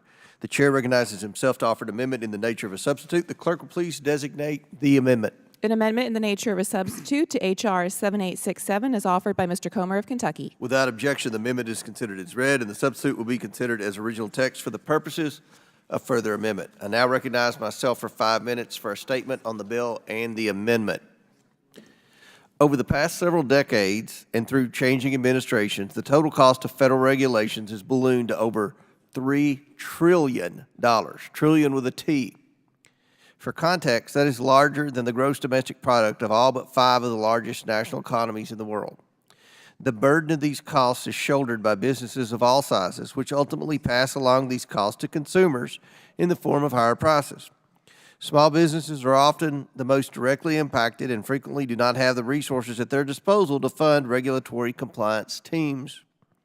H.R. 7867, the Reg Budgeting Act, addresses this growing issue by requiring the Director of the Office of Management and Budget to set government-wide limits as well as agency-specific limits on the total amount of additional unfunded regulatory costs new agencies' rules can impose each fiscal year. Originally pioneered by the Trump administration, the use of budgeting to rein in excessive regulatory costs is proven to work. That includes the bill's net zero approach, which precludes OMB from allowing growth in overall cost unless Congress approves it. This will hold the line on growth in total cost or even help reduce costs by incentivizing agencies to offset the cost of new regulations by rescinding old ones. Using this approach, the Trump administration produced an overall reduction of nearly $280 billion in regulatory costs, a win for both businesses and consumers across the country. As families and businesses continue to experience ongoing economic hardships, Congress has a responsibility to reevaluate how the existing regulatory system can work better for the American people. A report by the National Association of Manufacturers found that in 2022, federal regulations cost businesses approximately $12,800 per employee and even higher amounts for small businesses. Under the Biden administration, the total number of pages of regulations totaled over 90,000 by the end of 2023. And under the Biden administration, the total number of pages of regulations totaled over 900, over 90,000 by the end of 2023. Furthermore, the American Action Forum found that the Biden administration, by the start of February this year, had added $451 billion in costs and over 286 million paperwork hours. Congress should alleviate unnecessary regulatory burdens and ensure the U.S. maintains a competitive economic advantage globally. I thank my colleague, Mr. Fallon, Chairman of the Economic Growth and Energy Policy and Regulatory Subcommittee, for diligent work on this necessary bill and urge my colleagues to support this bill. I now recognize the ranking member for his opening statement. Thank you very much, Mr. Chairman. I cannot support this bill in its current form. Ironically, in the name of opposing bureaucracy, the bill imposes an onerous and duplicative process that would severely restrict federal rulemaking with wholly arbitrary bureaucratic directives.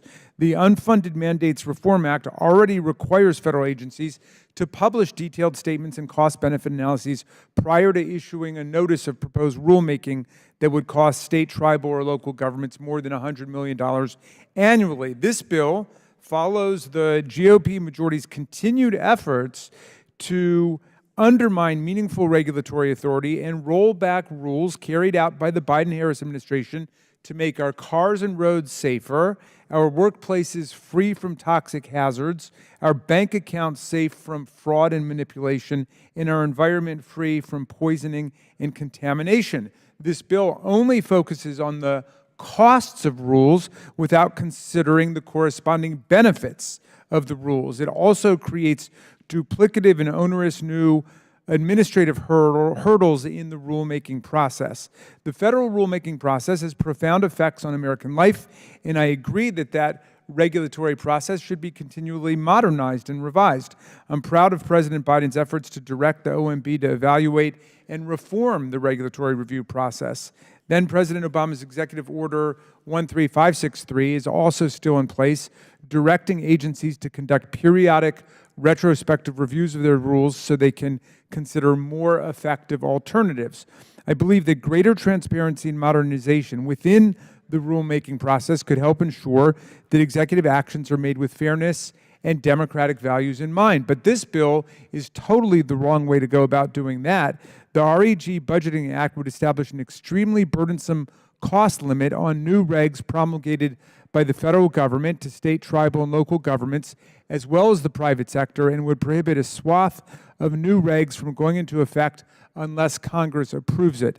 This bill would tie the hands of federal agencies from carrying out programs and policies pursuing statutory purposes. I encourage my GOP colleagues to work with the administration on finding effective and productive ways to modernize the rulemaking process without stymieing agency activities in the interim. I urge my colleagues to oppose this bill, and I yield back to you, Mr. Chairman.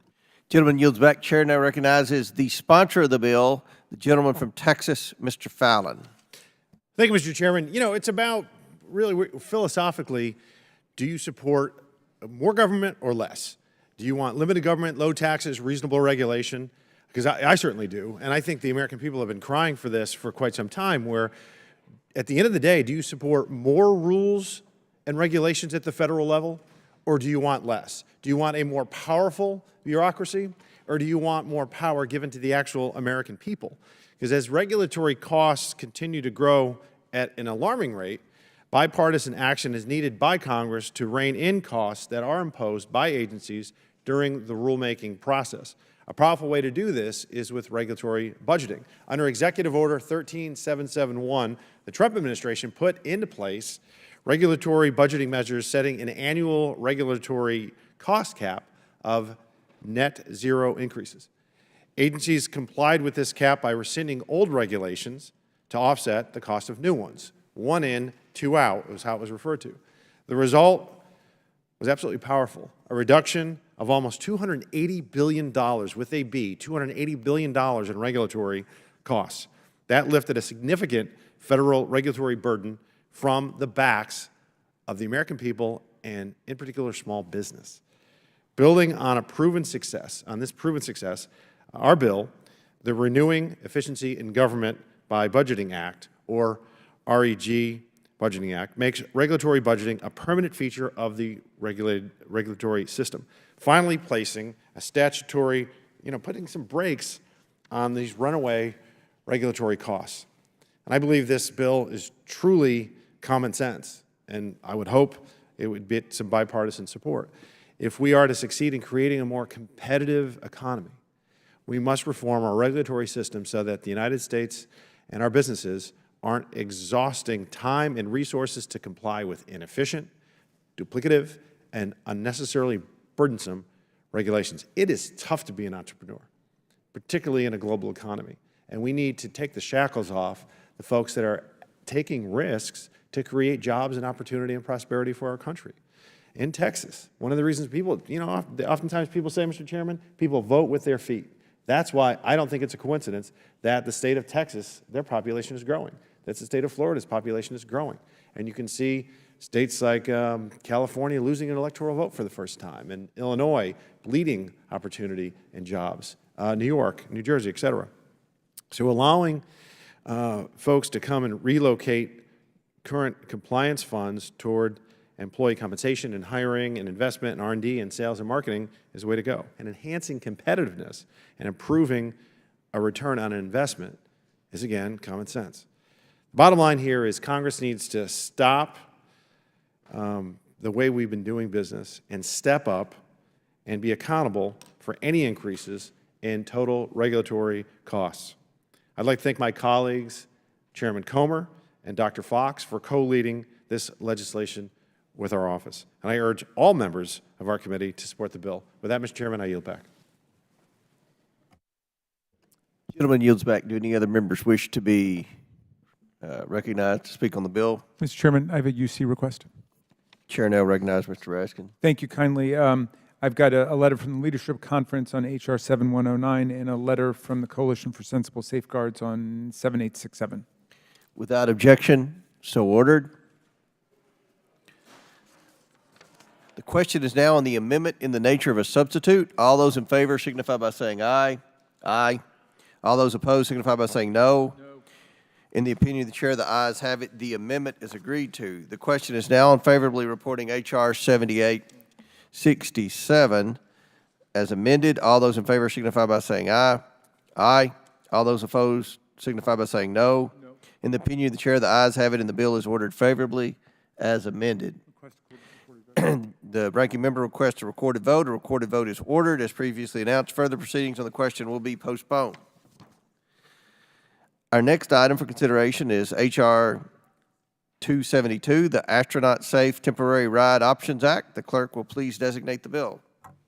H.R. 272, the Astronaut Safe Temporary Ride Act, a bill to authorize the expenditure of federal funds for transportation of government astronauts returning from space for the performance of medical research, monitoring, diagnosis, or treatment, or other official duties prior to receiving post-flight medical clearance to operate a motor vehicle.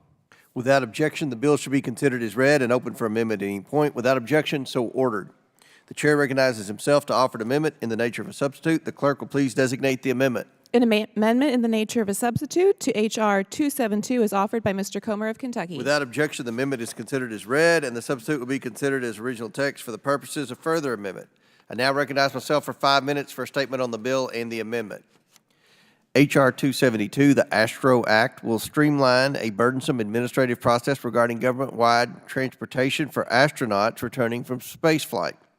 When astronauts return from spaceflight, NASA provides them with home-to-work transportation so that the agency can monitor, evaluate, diagnose, and provide these brave men and women with medical treatment until they are medically cleared to drive. Under existing statute, NASA's authorization of this transportation for the astronauts must include a contemporaneous report to Congress with details about the transportation, including the name and title of the employee. Reporting in this manner can be challenging to NASA as it can make it difficult to maintain up-to-date authorizations as crew members are replaced or reassigned to different missions. The Astronaut Act will amend current law to enable NASA to authorize the use of official transportation between residence and worksite without the contemporaneous reporting requirement. The bill also provides transparency by requiring NASA to provide Congress with an annual report on its use of this new authorization. While it may sound like a mundane problem, the underlying need for this bill is anything but that. We owe it to these courageous women and men who leave behind families and friends to spend months in space to cut through the red tape and take care of them upon their return. I thank the sponsor of the bill, Congressman Babin, for his work. I also thank the Science Committee for its work to favorably report the bill out during last month's markup by a 35-0 vote. I urge my colleagues to do the same and support this bill. I now recognize the ranking member for his statement. Thanks, Mr. Chair, and I support this bill. I figure if we can get our astronauts back from the moon for free, we can also afford to drop them off at their house. And I yield back. Do any other members wish to be heard? The question is now on the amendment in the nature of a substitute. All those in favor signify by saying aye. Aye. All those opposed signify by saying no. In the opinion of the chair, the ayes have it and the amendment is agreed to. The question is now on favorably reporting H.R. 272 as amended. All those in favor signify by saying aye. Aye. All those opposed signify by saying no. In the opinion of the chair recognizes Mr. Groffman. A recorded vote has been requested. A recording vote is ordered as previously announced. Further proceedings on the question will be postponed. Our next item for consideration is H.R. 3019, the Federal Prison Oversight Act. The clerk will please designate the bill. H.R. 3019, the Federal Prison Oversight Act, a bill to establish an inspections regime for the Bureau of Prisons and for other purposes. Without objection, the bill shall be considered as read and open for amendment at any point. Without objection, so ordered. The chair recognizes himself to offer an amendment in the nature of a substitute. The clerk will please designate the amendment. An amendment in the nature of a substitute to H.R. 3019 is offered by Mr. Comer of Kentucky. Without objection, the amendment is considered as read, and the substitute will be considered as original text for the purposes of further amendment. I now recognize myself for 5 minutes for a statement on the bill and the amendment. The Federal Bureau of Prisons operates 122 facilities nationwide. Conducting meaningful oversight with an organization of this size can be challenging.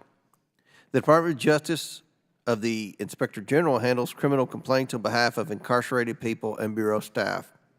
However, this office is overwhelmed with non-criminal complaints from incarcerated people, their friends and family, and the Bureau of Prison staff. Examples of common complaints include poor prison conditions and civil rights violations. While these complaints often do not rise to the level of criminal misconduct, they are still very important and warrant investigation to determine if reforms are necessary. The Federal Prison Oversight Act addresses this issue by ensuring that the incarcerated people, their families, and Bureau staff have a reliable mechanism to file complaints.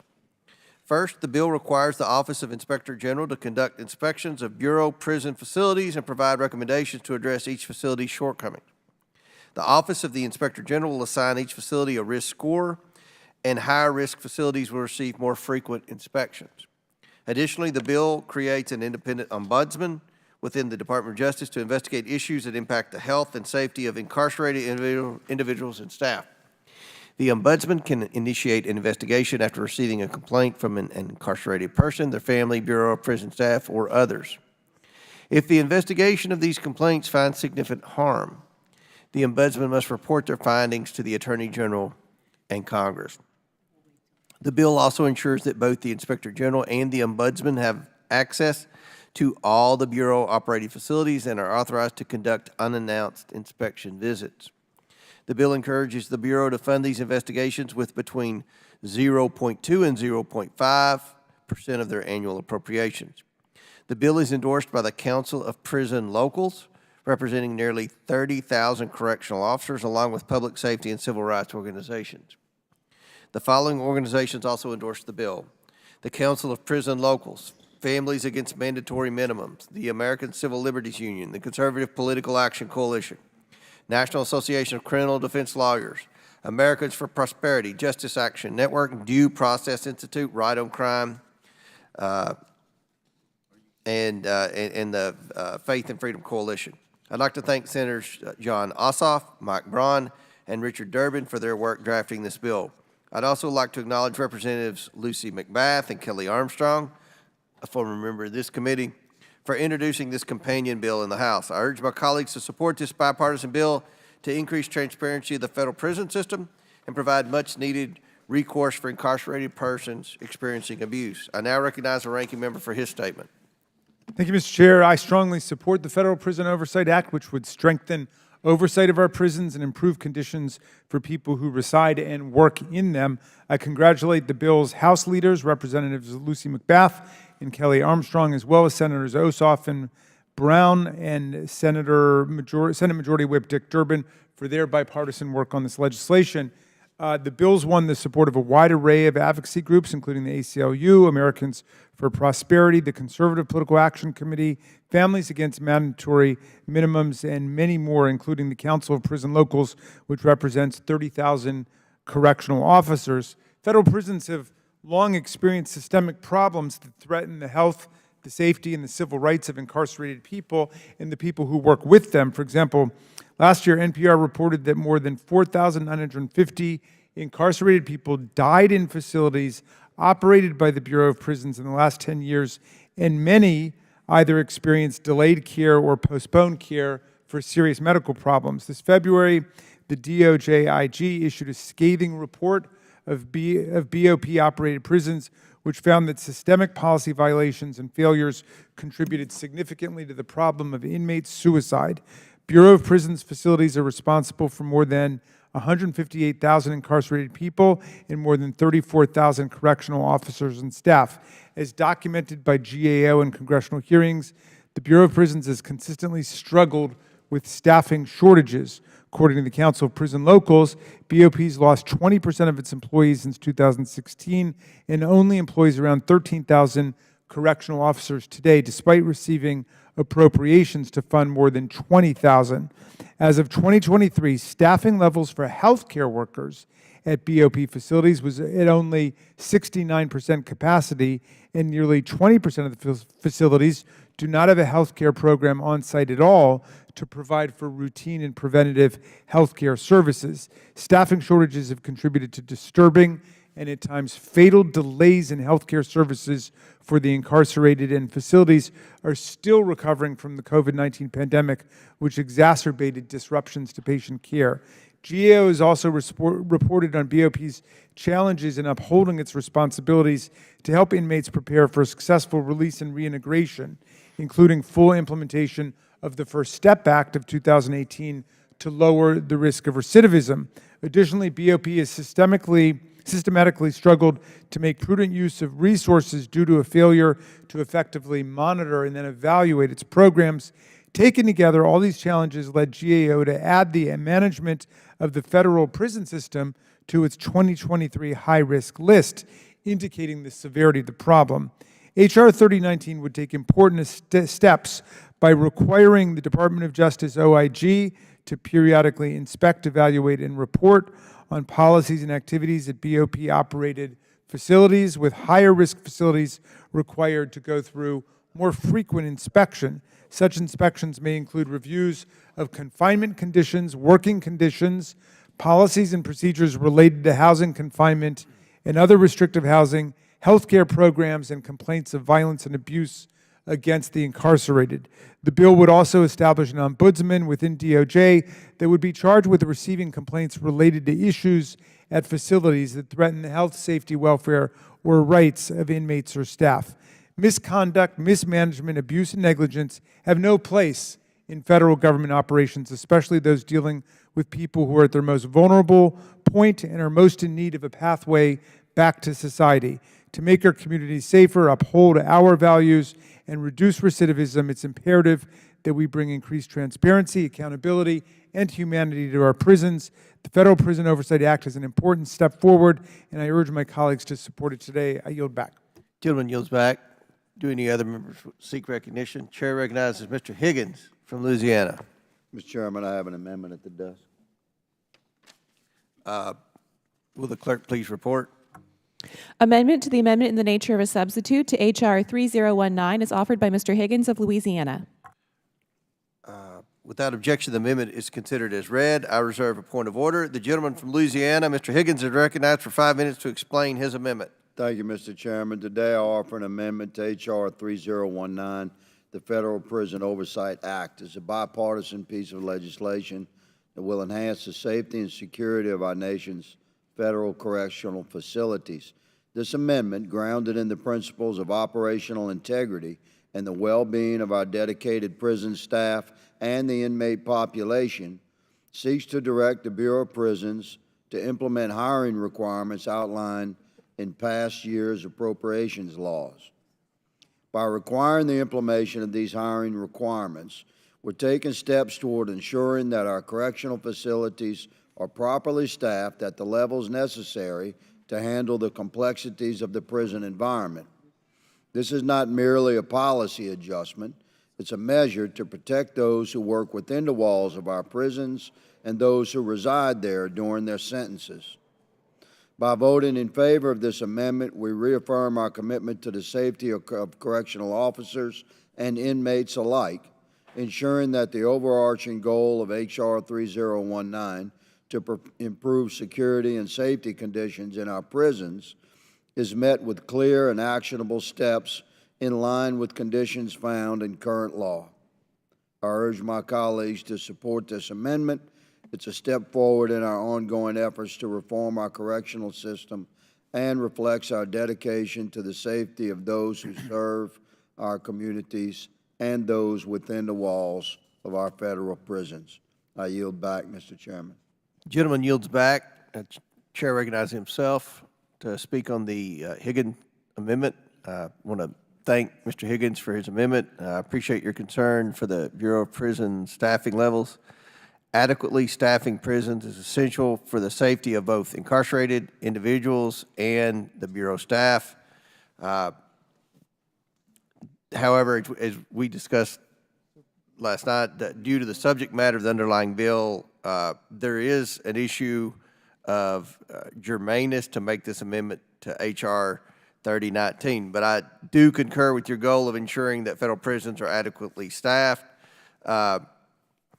I'll say this publicly: if the gentleman is willing to withdraw his amendment, I will commit to working with you to find a path forward for this language, either before House floor action or in the Senate. Thank you, Mr. Chairman, for your commitment to getting this important provision added to the bill in some manner. I appreciate your commitment, and I withdraw my amendment. I want to thank the gentleman for withdrawing his amendment and look forward to working with you on this bill before it goes to the floor to make it better and address your rightful concern. Do any other members seek recognition to speak on the bill or to offer amendments? Mr. Chairman, I have an amendment at the desk. Will the clerk please designate the amendment? Amendment to the amendment in the nature of a substitute to H.R. 3019 is offered by Mr. Cloud of Texas. Without objection, the amendment is considered as read. I reserve a point of order. The gentleman from Texas, Mr. Cloud, is recognized for 5 minutes to explain his amendment. Thank you, Mr. Chairman. I won't need 5 minutes. I just wanted to clarify and to firm up the term gender appropriate in the gender appropriate health care in the bill to sex specific health care. Lately, there's been a lot of discussion to redefine the word gender to refer to self-declared gender identity rather than to the biological reality of being a male or female. I understand this language is intended to ensure that female inmates receive the needed health care, but given the radical actions lately to promote gender ideology in federal prisons, it's important that we define this term very clearly. Recent data from the Wisconsin Department of Corrections found that over half of males in the prison system who identify as transgender have been convicted of at least one count of sexual assault or sexual abuse. We should not have any ambiguity in this bill when it comes to protecting the women who are in our prison system. This amendment would move any ability for any administration to reinterpret this provision to push the idea that inmates have the right to taxpayer-funded gender transition procedures on the taxpayer's dime. Thank you. Gentleman yields back. Chair recognizes the ranking member. Will the gentleman yield for a question? I've already yielded to the chairman. Oh, okay. I would like to ask the gentleman if he would yield to a question on my time.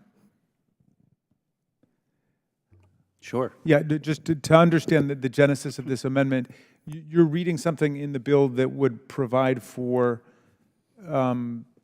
gender surgery or medical procedures? I want to make sure that this doesn't get interpreted by anyone in the Bureau of Prisons or an agency to mean that otherwise. I tried to get it in report language, but I've been told there'll be no report language for this bill, and so all that is left to me is the amendment process.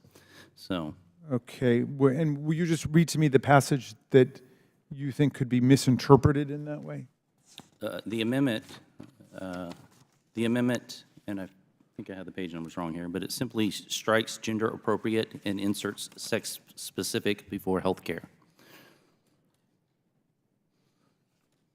Okay, all right, thank you for yielding for the question. I'm afraid I don't see the problem that this amendment is attempting to address, and I think we should stick with the original language that is in the bill. And I yield back to you, Mr. Chairman. Do any other members seek recognition? Seeing none, the question is on the amendment offered by Mr. Cloud from Texas. All those in favor signify by saying aye. Aye. All those opposed signify by saying no. No. In the opinion of the chair, the ayes have it, and the amendment is agreed to. I'd like to ask for a recorded vote on that. A recorded vote is ordered. As previously announced, further proceedings on the question will be postponed. For what purpose does the gentleman from Texas seek recognition? You have any other amendments? No, sir. Thank you. Okay. All right, dude. So we now go. Our next item for consideration is H.R. 7869, the CBPO Retirement Technical Corrections Act. The clerk will please designate the bill.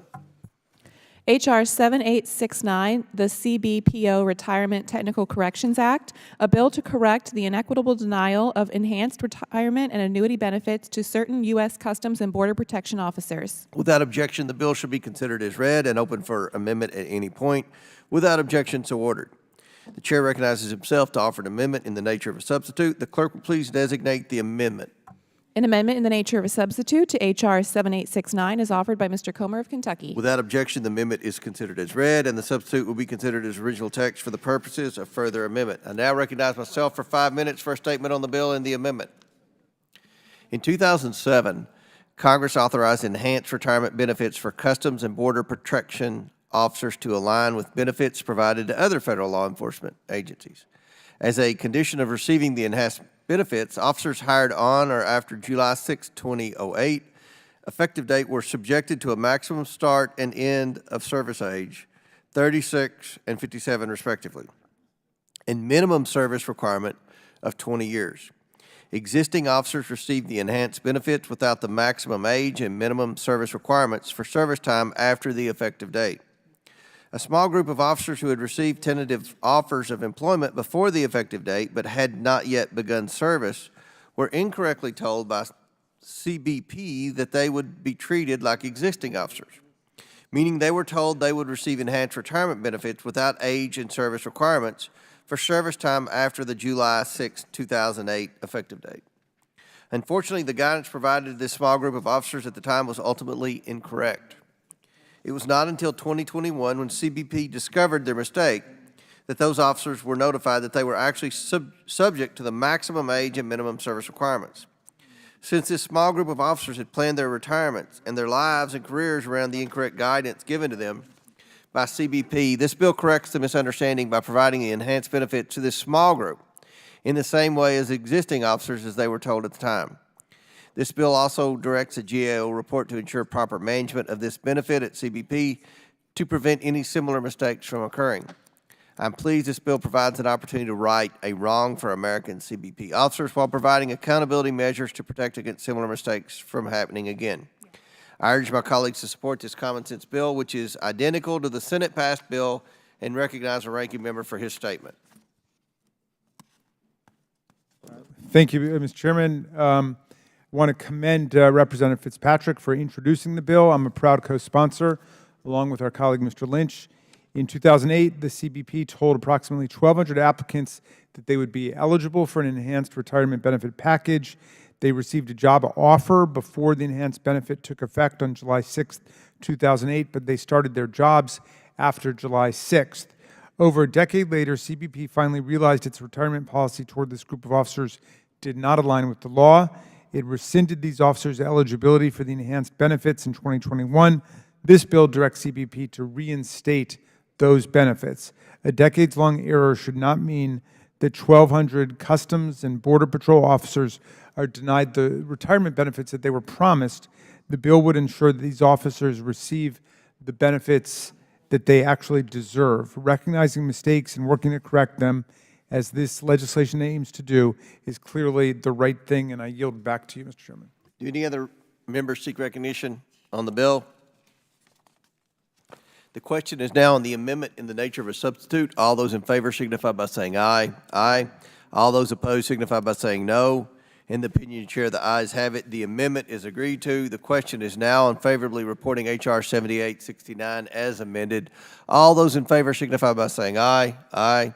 All those opposed signify by saying no. In the opinion of the chair, the ayes have it, and the bill is ordered favorably reported as amended. Chair recognizes Mr. Higgins. Recorded vote. Recorded vote has been requested by Mr. Higgins. A recorded vote is ordered. As previously announced, further proceedings on the question will be postponed. Mr. Chairman, I had requested a vote on Mr. Cloud's amendment, and I want to withdraw my request for that vote. Okay. The request for a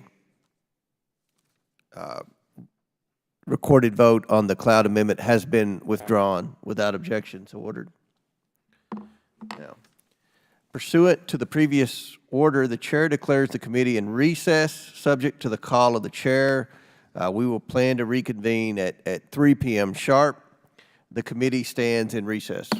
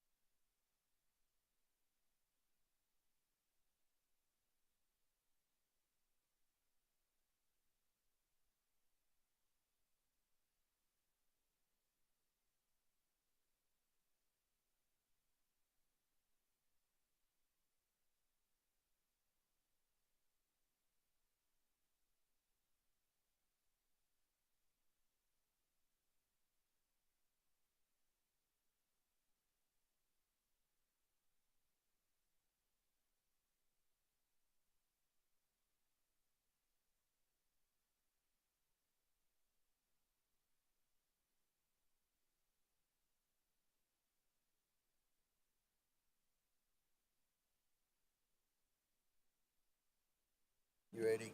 Yes.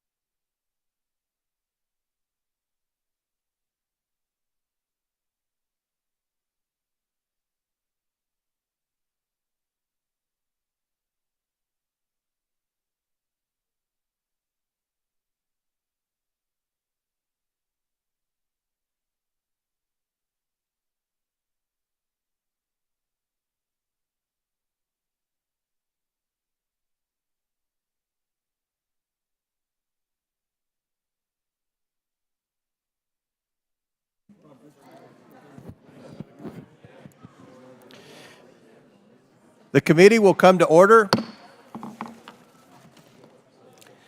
While everyone's waiting to get seated, I have a couple of things I would like to enter into the record. I ask unanimous consent to enter into the record an article from the Harvard Journal of Law and Public Policy, which offers perspective on EO 13771 and the U.S. federal regulatory budget. Without objection, so ordered. I also ask unanimous consent to enter the following letters of support into the record: a joint letter of support from Families Against Mandatory Minimums, National District Attorneys Association, Prison Fellowship, Justice Action Network, Due Process Institute, and Arnold Ventures. A joint letter of support from the Conservative Political Action Coalition and the Faith and Freedom Coalition, and a letter of support from Right on Crime. Without objection, so ordered. The question now is on favorably reporting H.R. 7109.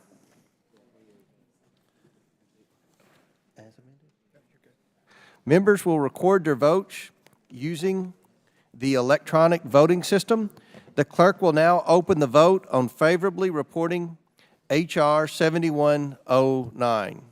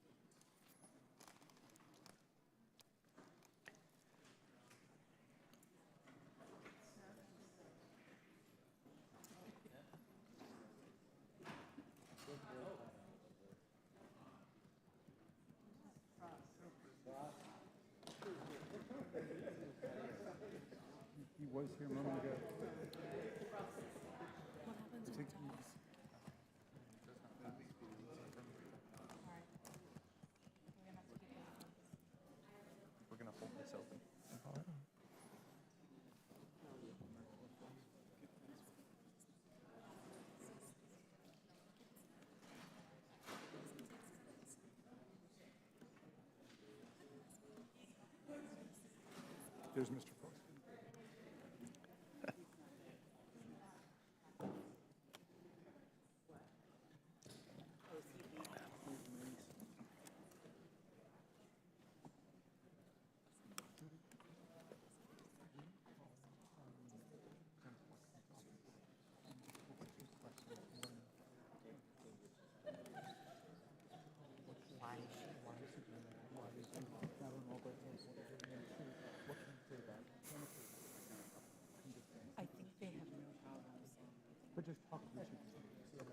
Mr. Chair.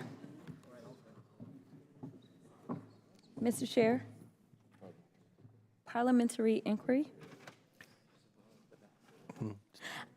I'm curious to know if it was brought out earlier that the state of Texas was able to gain 2 new seats in Texas because of the number of Latinos What's your parliamentary inquiry? That was my inquiry. Sorry, out of order. I'll be glad to answer that.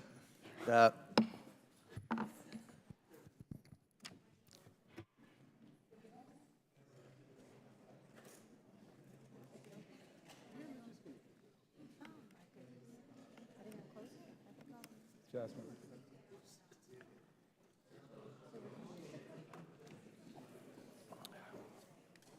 Very naughty parliamentary inquiry, Jasmine. Very naughty.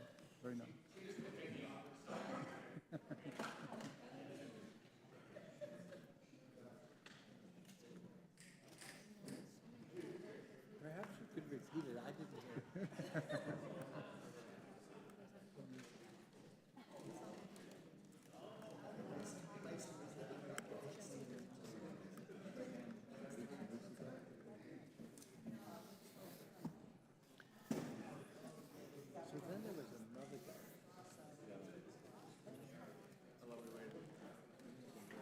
Till everybody gets here.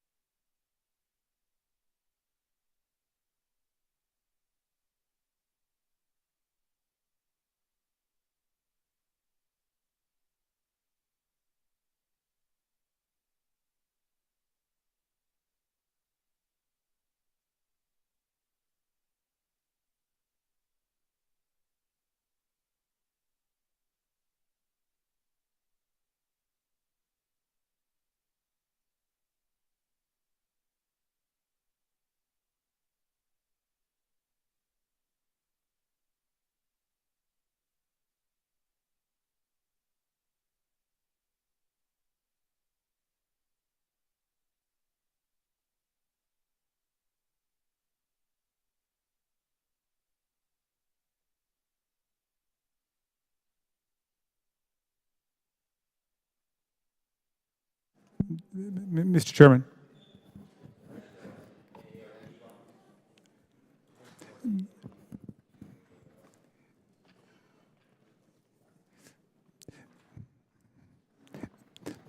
Mr. Chairman, parliamentary inquiry. State your Would it be appropriate to suggest that because this is one divided vote among many where we're agreed that we could proceed to do the other votes and return to this vote in the event that there are too many members of the majority who are missing right now? Just we have 2 members on the way. It should be handled within a matter of seconds. okay. Apologize for the inconvenience.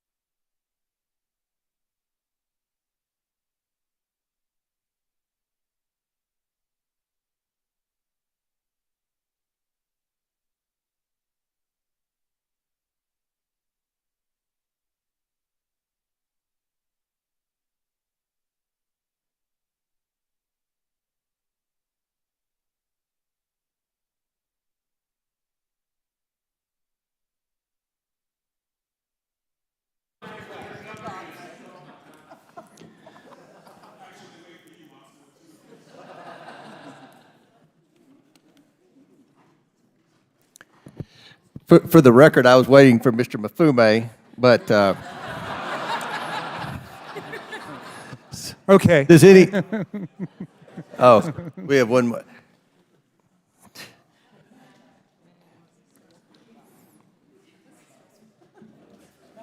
Thank you.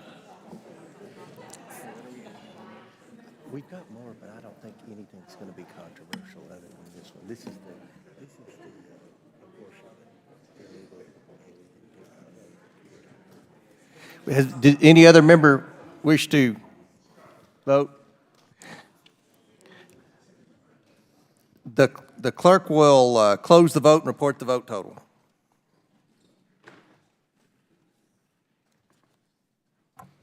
Mr. Chairman, on this vote, the ayes are 22, the nays are 20.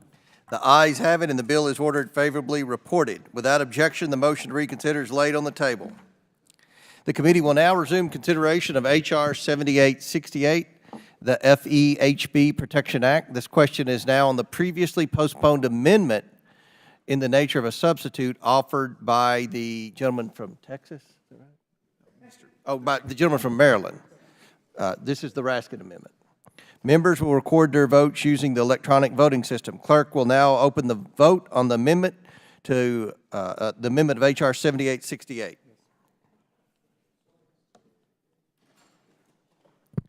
On the Raskin Amendment. Thank you. Thank you. That's all right.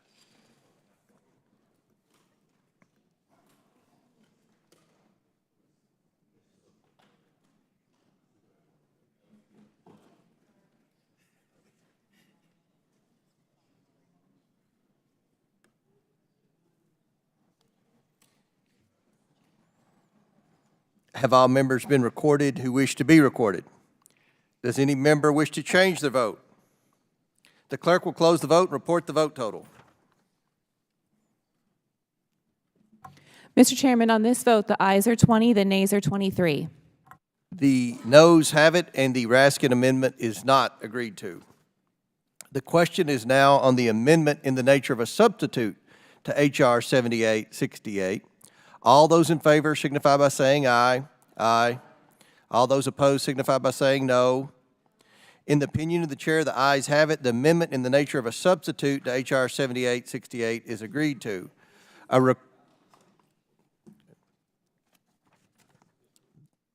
The question is on favorably reporting H.R. 7868.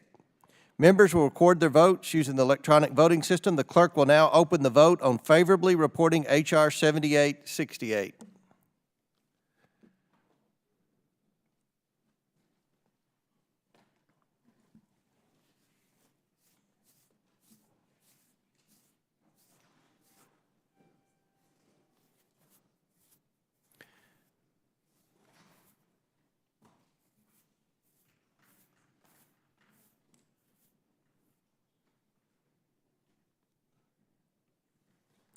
Have all members been recorded who wish to be recorded? Does any member wish to change their vote?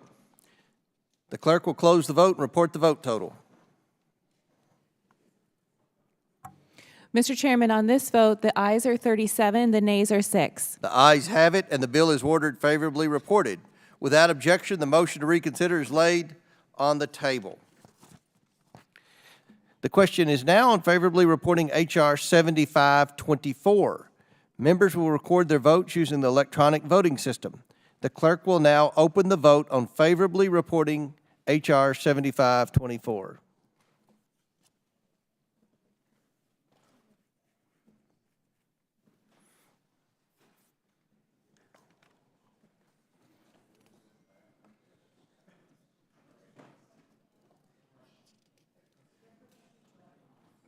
Have all members been recorded who wish to be recorded? Does any member wish to change their vote? The clerk will close the vote and report the vote total. Mr. Chairman, on this vote, the ayes are 43, the nays are 0. The ayes have it, and the bill is ordered favorably reported. Without objection, the motion to reconsider is laid on the table. The question is now on favorably reporting H.R. 7887. Members will record their votes using the electronic voting system. The clerk will now open the vote on favorably reporting 7887.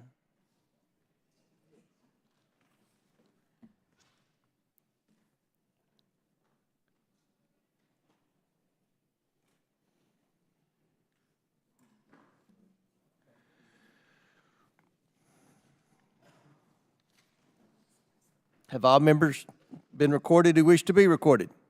Does any member wish to change the vote? The clerk will close the vote and report the vote total. Mr. Chairman, on this vote, the ayes are 43, the nays are 0. The ayes have it, and the bill is ordered favorably reported. Without objection, the motion to reconsider is laid on the table. The question is on favorably reporting H.R. 7867. Members will record their votes using the electronic voting system. The clerk will now open the vote on favorably reporting H.R. 7867.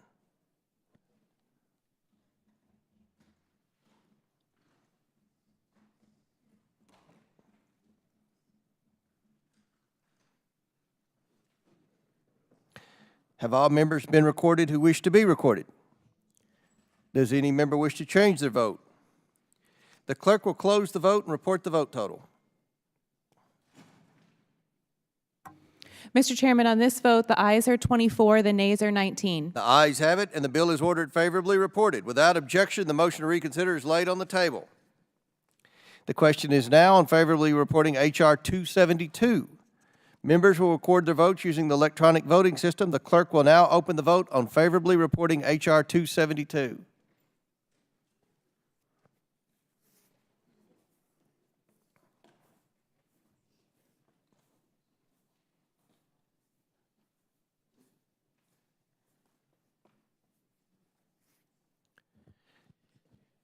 Have all members been recorded who wish to be recorded?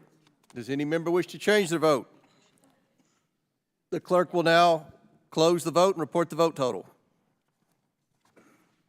Mr. Chairman, on this vote, the ayes are 42, the nays are 0. The ayes have it, and the bill is ordered favorably reported. Without objection, the motion to reconsider is laid on the table. The question is now on the amendment in the nature of a substitute to H.R. 3019. All those in favor signify by saying aye. Aye. All those opposed signify by saying no. In the opinion of the chair, the ayes have it. The amendment in the nature of a substitute to H.R. 3019 is agreed to. The question is now on favorably reporting H.R. 3019. Members will record their votes using the electronic voting system. The clerk will now open the vote on favorably reporting H.R. 3019.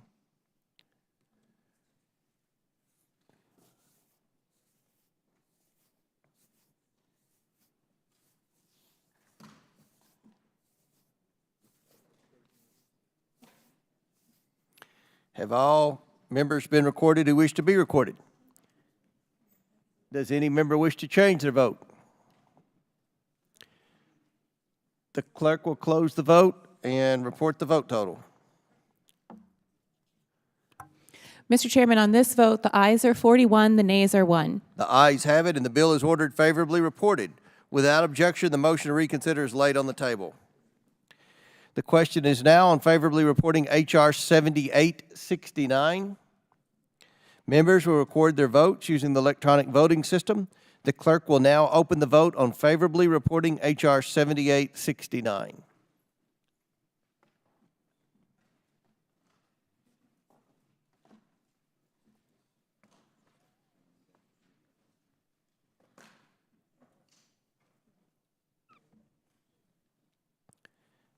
Have all members been recorded who wish to be recorded? Does any member wish to change their vote? The clerk will close the vote and report the vote total. Mr. Chairman, on this vote, the ayes are 41, the nays are 0. The ayes have it, and the bill is ordered favorably reported. Without objection, the motion to reconsider is laid on the table. Okay. Before moving on to the next matter, I want to discuss an update to the committee's markup process. Today, the en bloc postal namings will be dispensed with by a traditional voice vote and, if requested, a recorded vote. Pursuant to notice, I now call up the following en bloc postal naming bills which were distributed in advance on this markup. H.R.s 1555, 3354, 5867, 7180, 7199, 7385, 7423, 7417, 6633, 1823, 7606, and 7607. Without objection, the bills are considered read. If any member would like to speak on any of the measures, they may do so now. Mr. Chairman. Chair recognizes Mr. Higgins from Louisiana. Today, Mr. Chairman, I'd like to speak briefly in support of H.R. 7423, a bill that honors the memory of Luke Letlow, a devoted public servant and a true son of Louisiana, by designating the post office in Rayville, Louisiana, as the Luke Letlow Post Office Building. Luke's journey was one of dedication, service, and an unwavering commitment to the people of Louisiana's 5th Congressional District. Although he was tragically taken from us before he could serve in this House, his legacy endures through the impactful work he accomplished, through his family and the lives he touched. It's also a testament to the strength and resilience of his family that his wife, Congresswoman Julia Letlow, now serves the very constituents Luke was elected to represent. Her presence in Congress is a daily reminder of Luke's vision and his dedication to public service. By naming the post office in Rayville after Luke, we not only honor his memory and contributions, but we also reaffirm our own commitment to the values he stood for: community, service, God, and family. I urge my colleagues to support 7423 to ensure Luke Letlow's legacy is appropriately honored and remembered for generations to come. Let us pay tribute to a life well lived and a mission carried forward by those he loves. Thank you, Mr. Chairman. I yield. Thank you. Gentleman yields back. Any other member seek recognition? The question is now on favorably reporting the en bloc package. All those in favor signify by saying aye. Aye.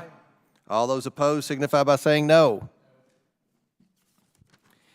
In the opinion of the chair, the ayes have it. Okay. A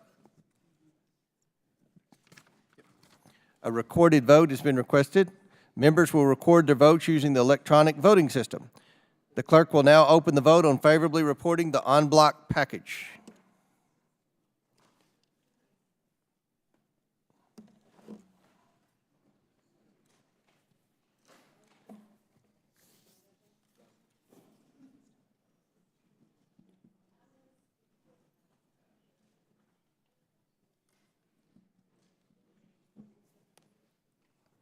Have all members been recorded who wish to be recorded?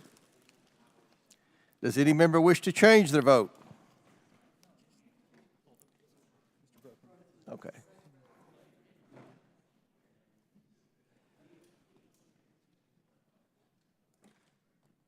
Have all members been recorded? The clerk will close the vote and report the vote total. Mr. Chairman, on this vote, the ayes are 37, the nays are 1. The ayes have it, and the bill is ordered favorably reported. Without objection, the motion to reconsider is laid on the table. Pursuant to House Rule 11, Clause 2, I ask that committee members have the right to file with the clerk of the committee supplemental, additional, minority, and dissenting views without objection. Additionally, the staff is authorized to make necessary technical and conforming changes to the bills reported today, subject to the approval of the minority, without objection so ordered. If there is no further business before the committee, without objection, the committee stands adjourned.